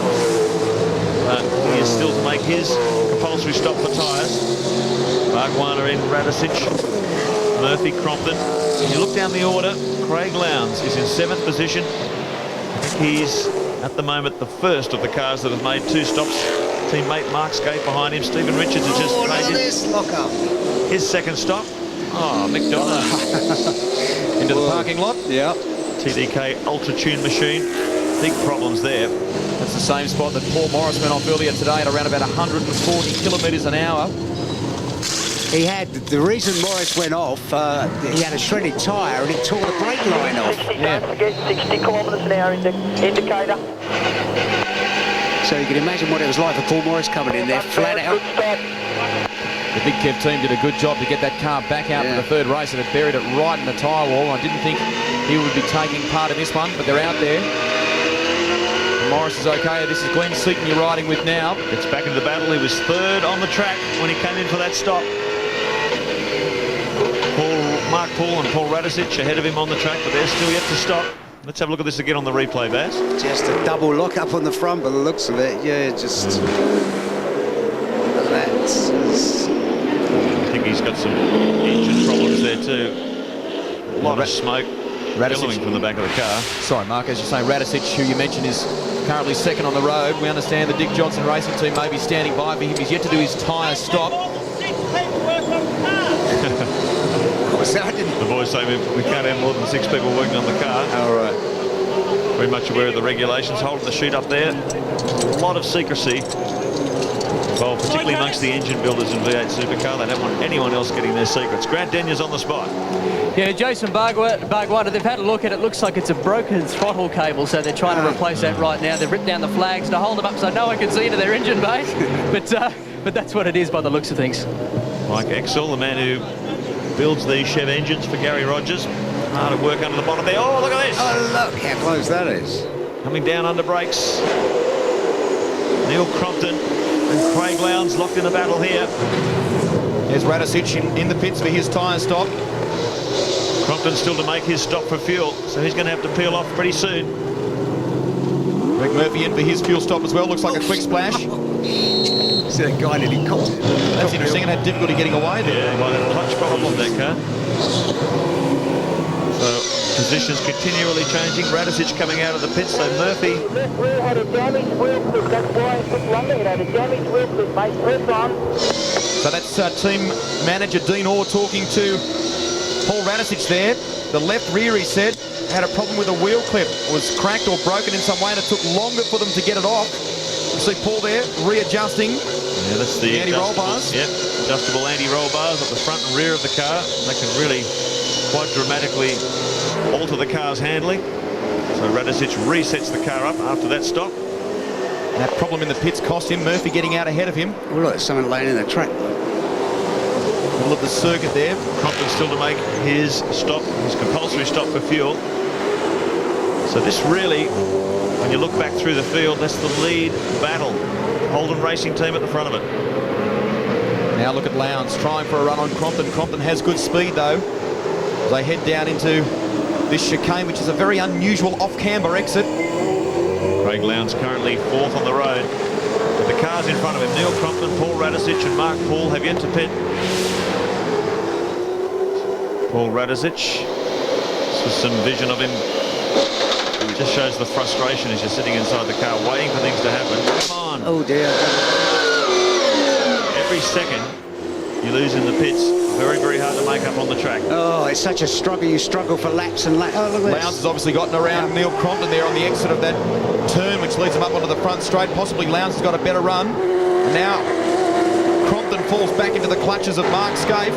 Well, this is effectively the battle for the lead because only Mark Poole is leading the race now. He's 27 seconds ahead of the Holden Racing team duo, but he's still got a pit.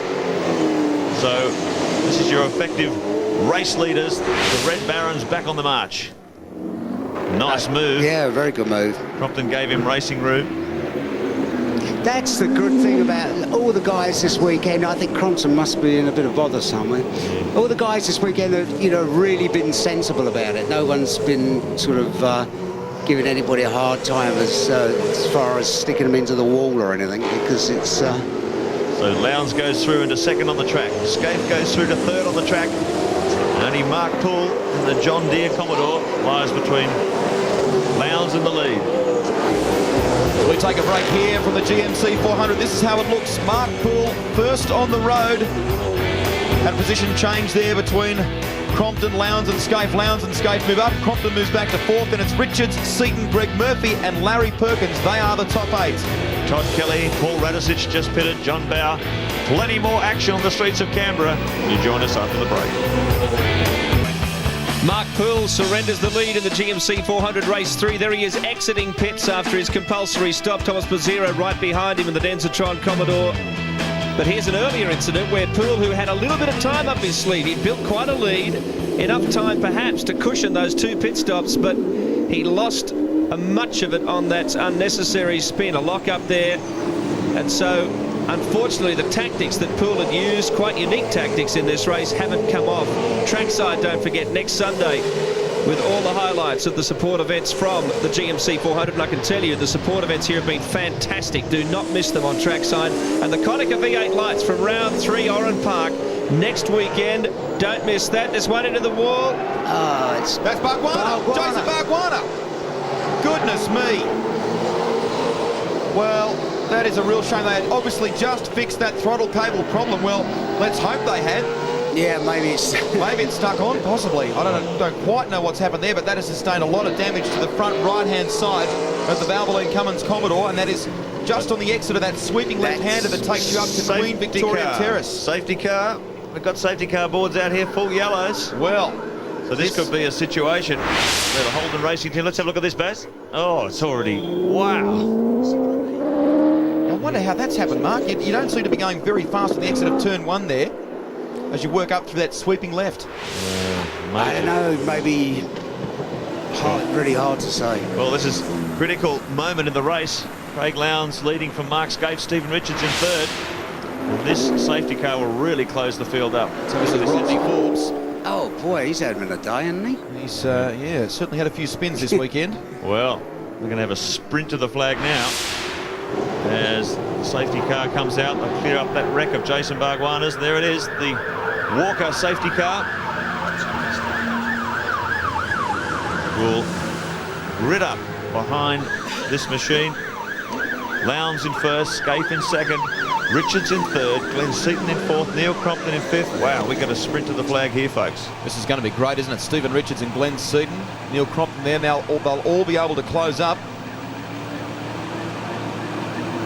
See the safety car waving by the Auto Pro machine. Another replay, McDougall. Oh, McDougall.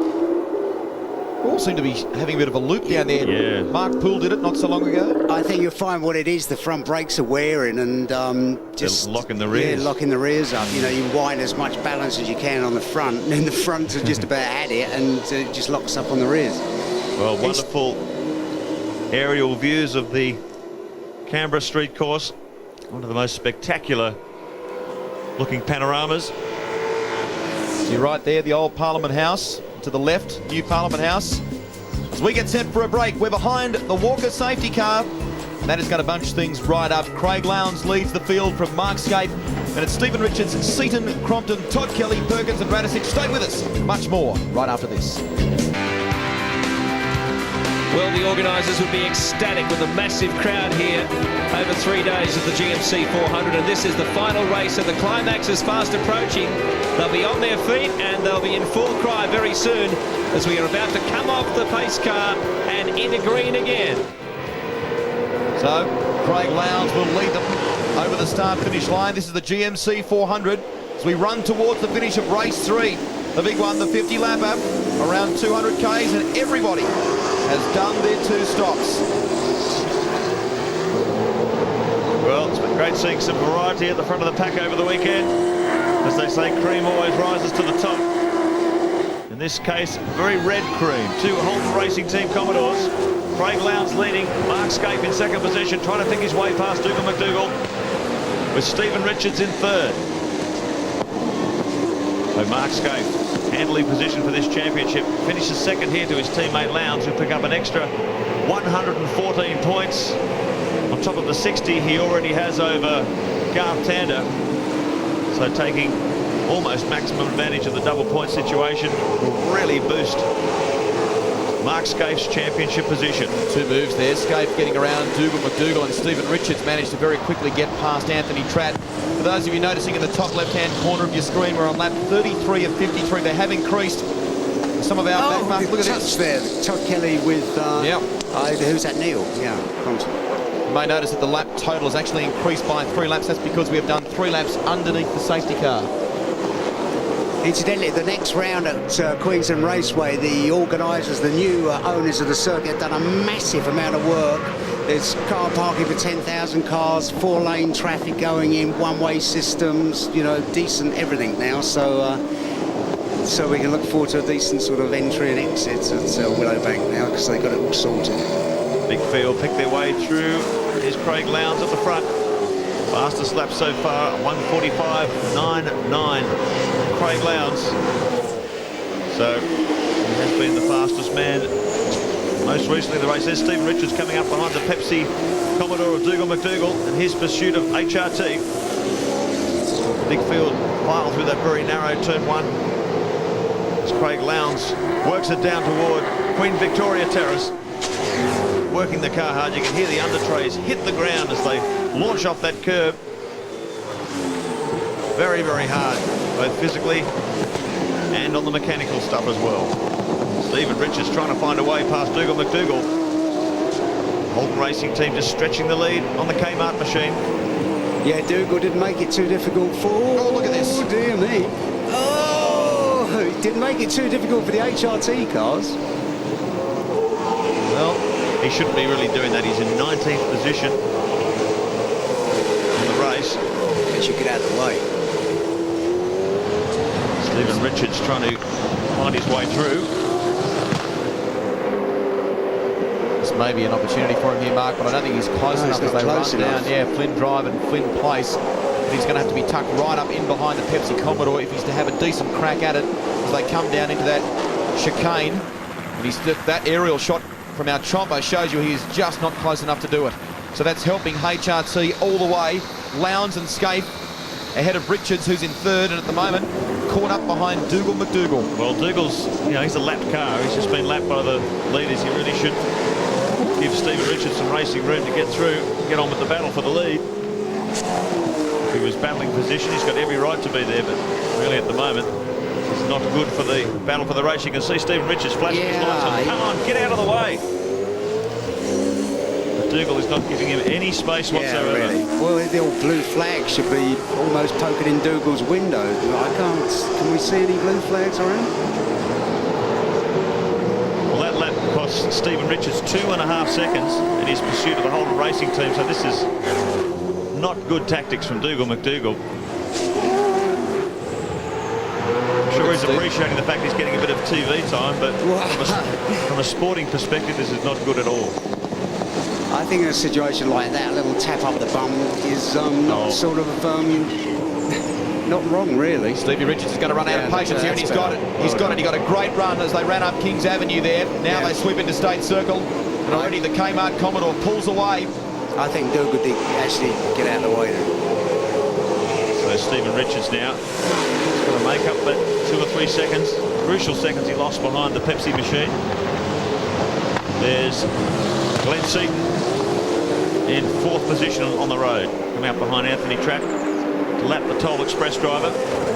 Holden Racing Team pumping it out now, 2 seconds. The lead Lowndes has over Scaife, and a further 3 seconds back to Stephen Richards. Tratt's back down in 20th position, so Seaton, much like Stephen Richards, in that dilemma. Dougal McDougall will be keen to get past him. Oh, what's going on up the front? There's a big brake lock up there from someone up in front now. I wonder where that's come from. That might have been one of the Mobile Holden Racing Team entries. Both Scaife and Lowndes are up in front.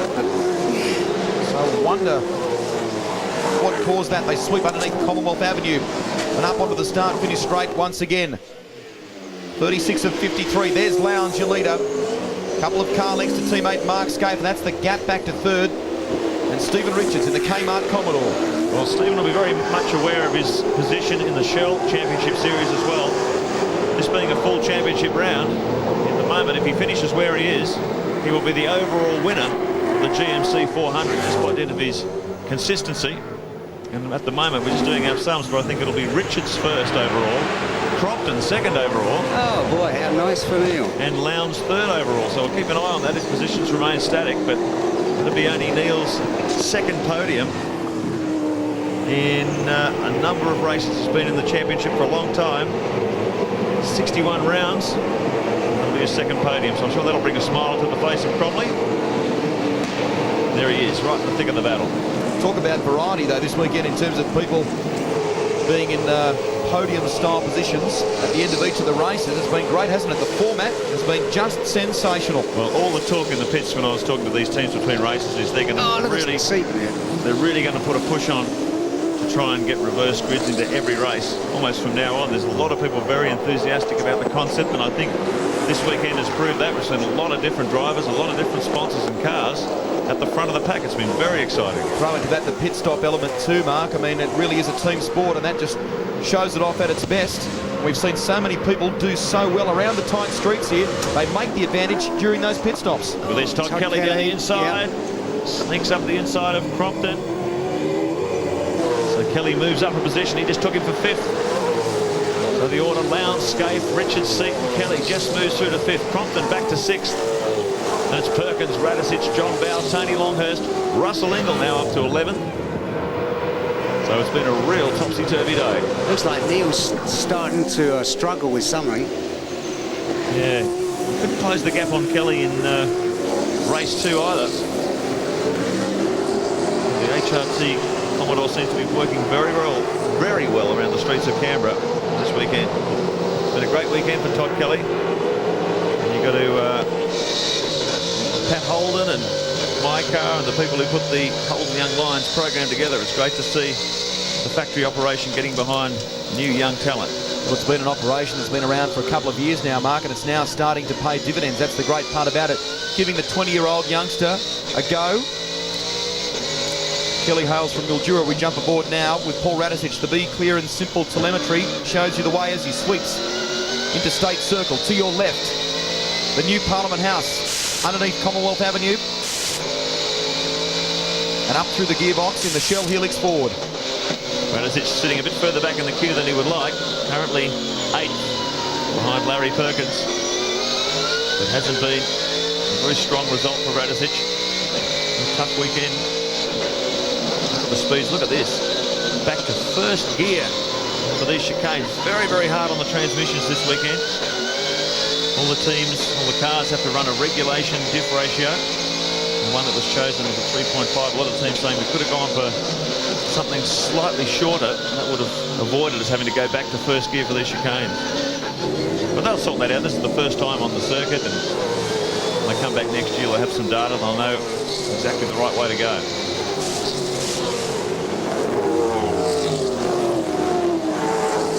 Back onto pit straight once again. Craig Lowndes 3 seconds in front of his teammate Mark Scaife. Stephen Richards 3.5 seconds behind our championship leader.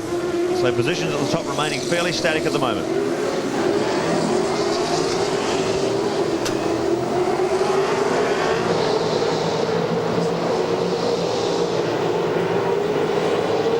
Just a point of interest for you here, that change of position between Todd Kelly and Neil Crompton has altered the point standings a little. Stephen Richards, if he stays where he is at the conclusion of this race, will win the round with 201 points. But the loss by Neil Crompton of that 5th position taken by Todd Kelly means that he is equal for second on 171 with Craig Lowndes, who currently leads this race. So Crompton hanging on to his second ever career podium by his fingernails at the moment, thanks to a move by Todd Kelly. It's actually been to the advantage of his teammate Craig Lowndes. Scaife, interestingly, on that point is on 168 points, so Crompton, as you say, won't want to lose any more positions if he's to hang on to that podium spot. Now working down Flynn Drive. Lowndes continues to lead the way.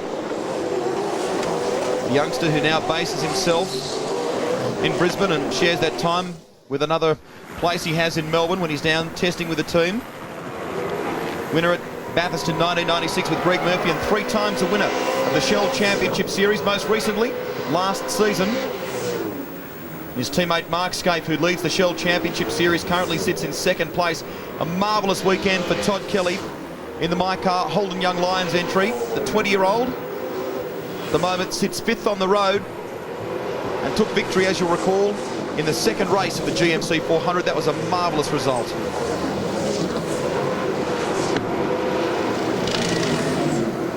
Great aerial shot showing off this race around the streets of our nation's capital. As I said a little earlier, nowhere in the world will you see anything like this. There's the old Parliament House off to the left.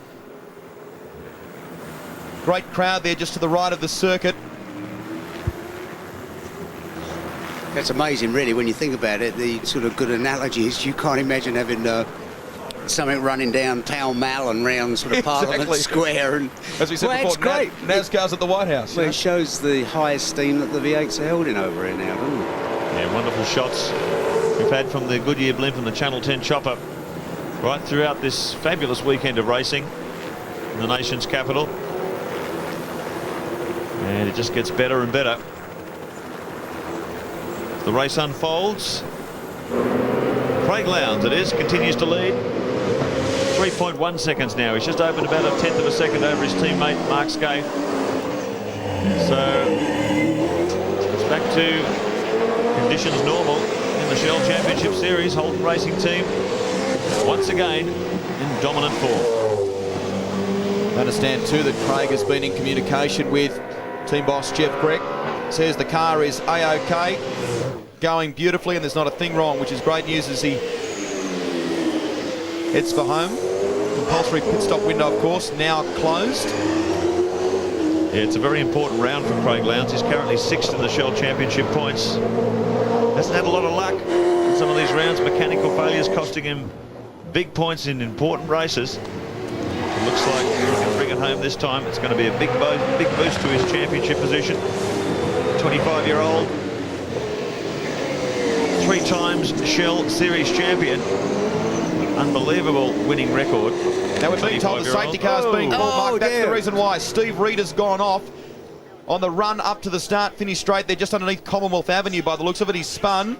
So this is going to bunch the field up again. There is Steve Reed in the Optus Commodore. I wonder how that has happened. It's I guess a similar result to what we saw with Garth Tander in race 2 when he and Brad Jones were dicing for the lead. But this has brought out the safety car. Hang on, he started it up. Oh, that's handy. Oh, well done. Crowd what a man. That's good. That's sensible. That's really good. Crowd giving him a big cheer. On the grandstand there, Steve Reed gets it going, gets it out of harm's way to avoid the safety car having to come out onto the circuit, which will please the Holden Racing Team boys no end. There's Stevie. Instant legend. So Steve Reed, he's had a very strong weekend. He's been very quick and consistent. An unfortunate way to finish. Mark, all we need now is cams to fine him now for going the wrong way of the traffic. That wouldn't surprise me, I tell you. In their wisdom. Here's the replay base. Oh, that's Larry up the inside there. Oh. And yeah, same, you know, carbon copy of the Tander thing. Tander Jones clash. Tander Jones clash, exactly. So look at that again from the top. Yeah, there you go. You see, because it's a real invite, because it's the line. You're out there and then you come in, and basically, you know, Larry saw a gap and closed up. For the Jason Bargwanna fans watching as well that may have wanted to know what happened before with that crash, he did in fact have a throttle that stuck wide open, and that's what caused that crash, we believe, at the Valvoline Cummins Commodore. Steve Reed exits the GMC 400, not the way he wanted to bow out. Craig Lowndes is your leader. Mark Scaife in 2nd. Then it's Stephen Richards, Seaton, Todd Kelly in 5th. A marvellous performance from him. Neil Crompton, Larry Perkins, and Paul Radisich rounds out the top 8. John Bowe and Tony Longhurst round out the top 10. Russell Ingall, Stephen Johnson, Paul Morris, Cameron McLean, Brad Jones, and Cameron McConville. Back with more in a moment. You're watching the GMC 400 approaching its climax at the front and the middle of this race. What a battle between Cameron McLean, Brad Jones and Cameron McConville. Jones has been sandwiched between these hard charges. This is 14th, 15th and 16th, but what a contest. He's given no corner, accepted none. He's having another go straight. This is going to end in tears here, Mary. This is the run to turn one. Now McLean, is he going to give way to Brad Jones? Goodness me. Well, I have to say, the amount of times that Brad's whacked Cameron in the last 5 laps. You know that old saying about knocking each other's lights out? Literally. Look at these things. The state of the cars, though. Look, there wouldn't be a car in this race that doesn't have some battle. Look at it. These three blokes have been hammering each other like you wouldn't believe. Look at the damage on the car. The crowd are loving it. The crowd are absolutely loving it. Jones has managed to get past McLean, and all of them. Look at the front of Jones's car even. That's from all the contact with the back of McLean's machine. Look at Cameron McConville's thing. Yeah, he's got both lights missing and spoilers hanging on the ground. The panel beaters rubbing their hands together right about now. It just goes to show the quality and the depth in V8 Supercar at the moment. This is a battle for the minor places. This is outside the top 10. Look how hard they're charging. Yeah, well, you thought. Leads from teammate Mark Scaife, the gap around about 3.5 seconds. This has been a tremendous performance from this team who have had a bit of an ordinary weekend, I guess, by their standards so far, but they certainly have got the strategy just right for this third race. Yes, indeed, they learned a big lesson in that race one when they decided to keep going beyond an early stop. That put them right back in the queue. Safety car didn't work for them either. Now things have really worked out for the Holden Racing team. You got their pit stop strategy well organised. There was another battle further down in the pack. If you're wondering what Barry was worried about, it happened right outside our commentary box, and this is the battle. It was nearly all ended in tears. It was 4 of them all sideways. It was classic. This is the battle to stay inside the top 10. John Bow in 9th, Tony Longhurst 10th, Paul Morris 11th.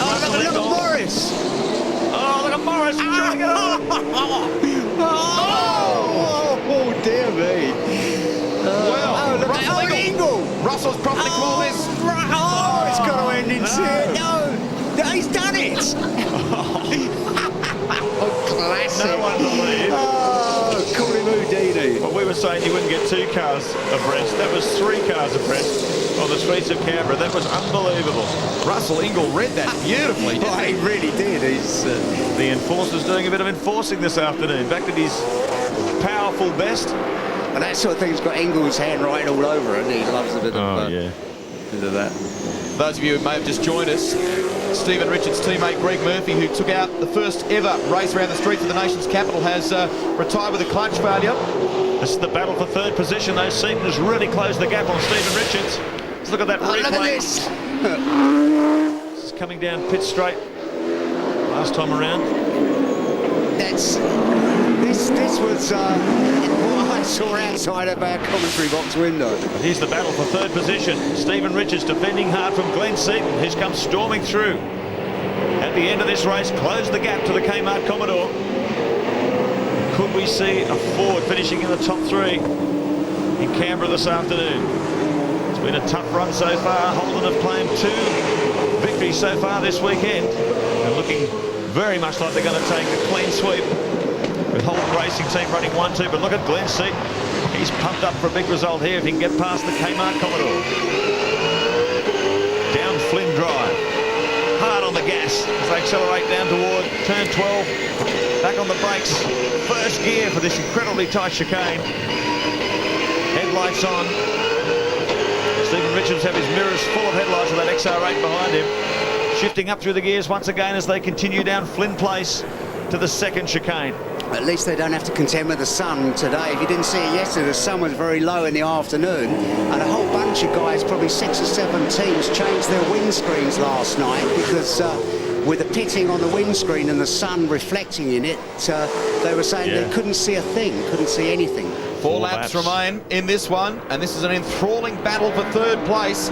You can forget the Mobile Holden Racing team. They have charged out into the distance, but this is a great battle going on. The Kmart Commodore hanging on to third place, and at the moment, Stephen Richards also hanging on to what could be the round victory in the GMC 400. Look at Glenn Seaton, twice a winner in the Shell Championship Series, muscling away. Just depends how much a grudge match Stephen Richards wants to make of this. If he lets Seaton through, he's still going to win the round overall. I'm sure he'd like to bring home third place for the Kmart team. They've had a very strong weekend. Greg Murphy winning race 1. Richards, who can bring it home on the podium. It'll be a great weekend for Gary Dumbrell and the boys. Todd Kelly's catching up while they're sort of having a go at each other. So the order at the moment, Craig Lowndes 3.8 seconds up the road from Mark Scape. 14 seconds behind is this battle for third. Stephen Richards and Glenn Seaton going hammer and tong. Ted Kelly back in 5th, Neil Crompton in 6th, Perkins, Radisich, Longhurst and Look at Seaton, Mark, having a run down the inside. Doesn't get any closer than that. Done it. Doesn't get any closer than that. That was really, that was...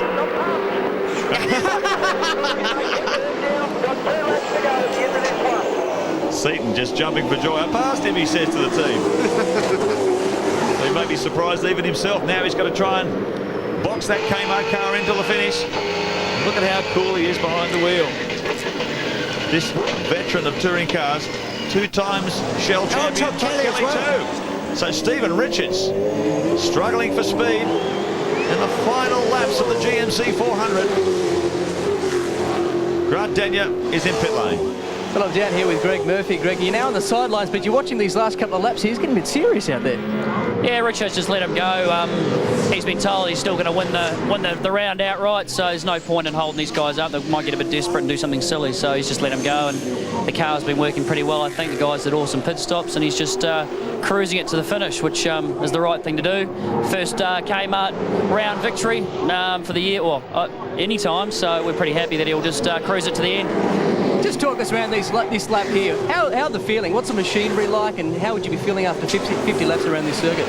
Well, mine's not feeling very good at all, but it's pretty hard on the gear. Like, you have lots of creaks and groans. The brakes are really struggling. It's hard on brakes. As you see Cam McConville with a flat tyre. The front end of his car's not looking too beautiful, so he's obviously found it pretty tough on the equipment, I'd say.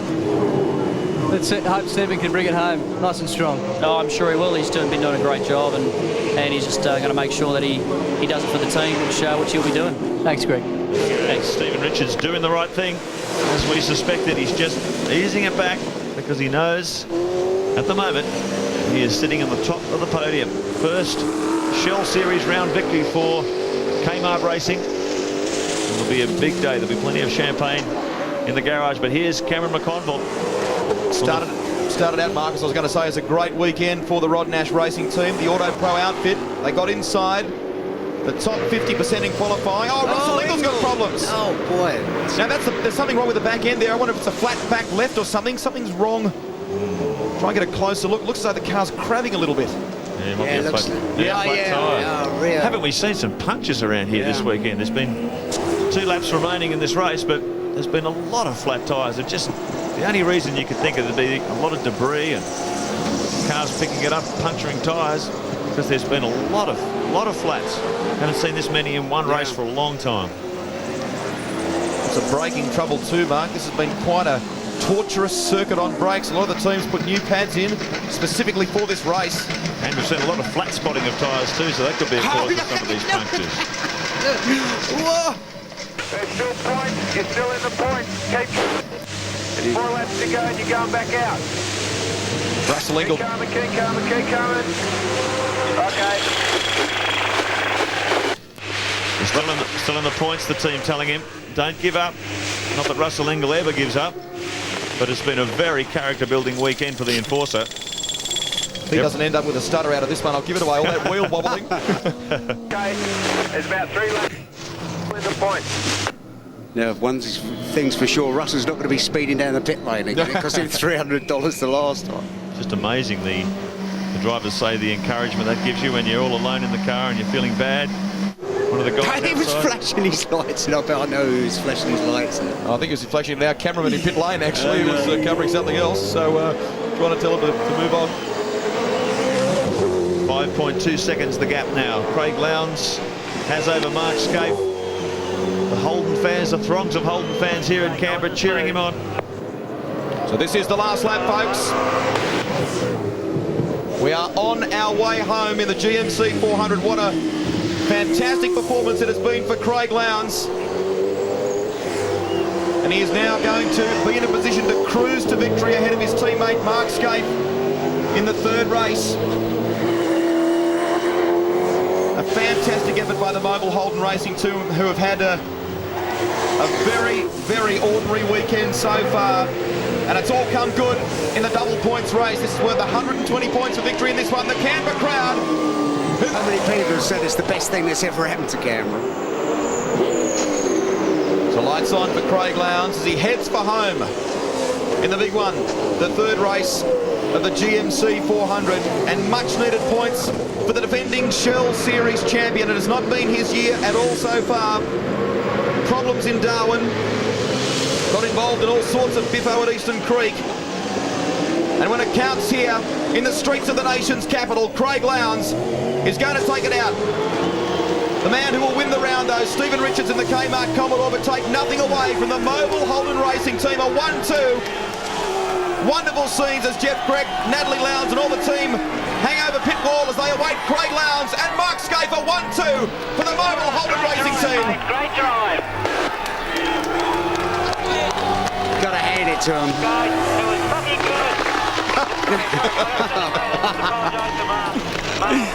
Showing his elation there. Glenn Seaton getting across the line in third place. Absolutely wonderful, I think he said. It's something like that. Very good translator, Mark. So Lowndes takes the win from Skaife and Glenn Seaton in this third race. As we understand it, Stephen Richards will win the round. That is confirmation of that fact.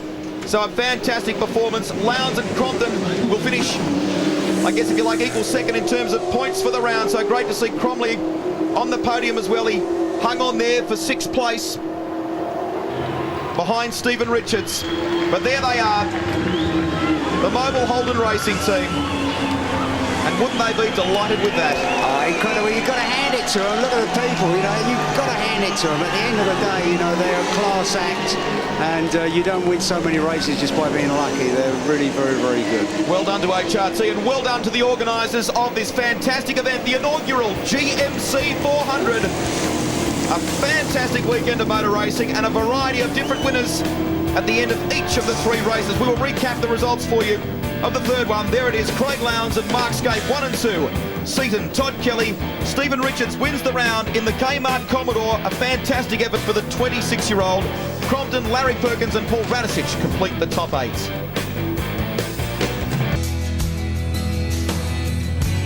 Don't be fooled by that sunshine. The temperature is falling fast here in Canberra. However, the memories of this hot competition over the past few days will be with us for a long time yet. Marvellous action in the GMC 400. Craig Lowndes won the third race and lifted himself to equal second on the day with Neil Crompton. Stevie Richards did well enough to take the major prize for the weekend. But what a variety of results we've had. Incredible stuff. Let's go to the podium now with Mark Osler. Assistant in our commentary booth, Anthea Boyden. Canberra for the first time, and what a wonderful event. Sure, there are many more to come. And the fans have turned out in their thousands to welcome the V8 Ford and Holdens to the streets of Canberra. A wonderful addition to the nation's capital. Right now, I'd like to introduce the man who came third today, a wonderful effort in the FTR Falcon. And to present the award, the Director of Motorsport for the Canberra Tourism and Events Corporation, Katie Reid, and will make the presentation to Neil Crompton.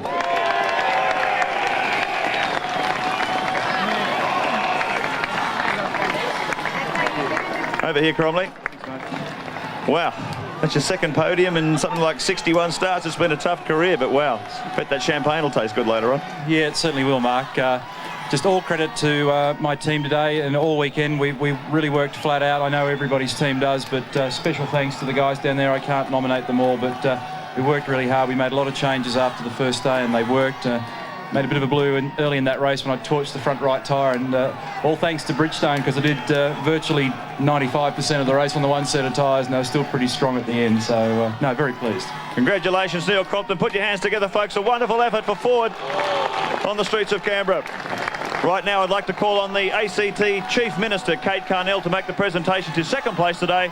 He had a pretty tough start to the weekend, but he made up for it at the end. Craig Lowndes.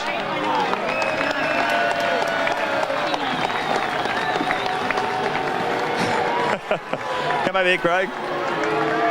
Well done. Oh, you got a power tool for your problems as well. That was a pretty difficult start to the weekend in terms of pit strategy, obviously, but everything came together for you at the big double points race. Well, it did. The guys done a fantastic job. To Mobile and Holden, thank you for building a great car. Really, our strategy didn't really play a part. The cars were fantastic. The speed was there. The pit stops were great. And really, we've just put a big effort in for this one. And really, the 50 laps around here is no mean feat, but it's a fantastic track, and we'd love to come back. Indeed. Everyone agrees with that. Put your hands together, folks. Craig Lowndes second here in the GMC 400. Right now, I'd like to call on the directors of the Global Machinery Company, sponsors of this wonderful event, Tony D'Antonio and Peter Hosking, to present the winner's laurel and trophy to our overall winner of the first GMC 400, Stephen Richards.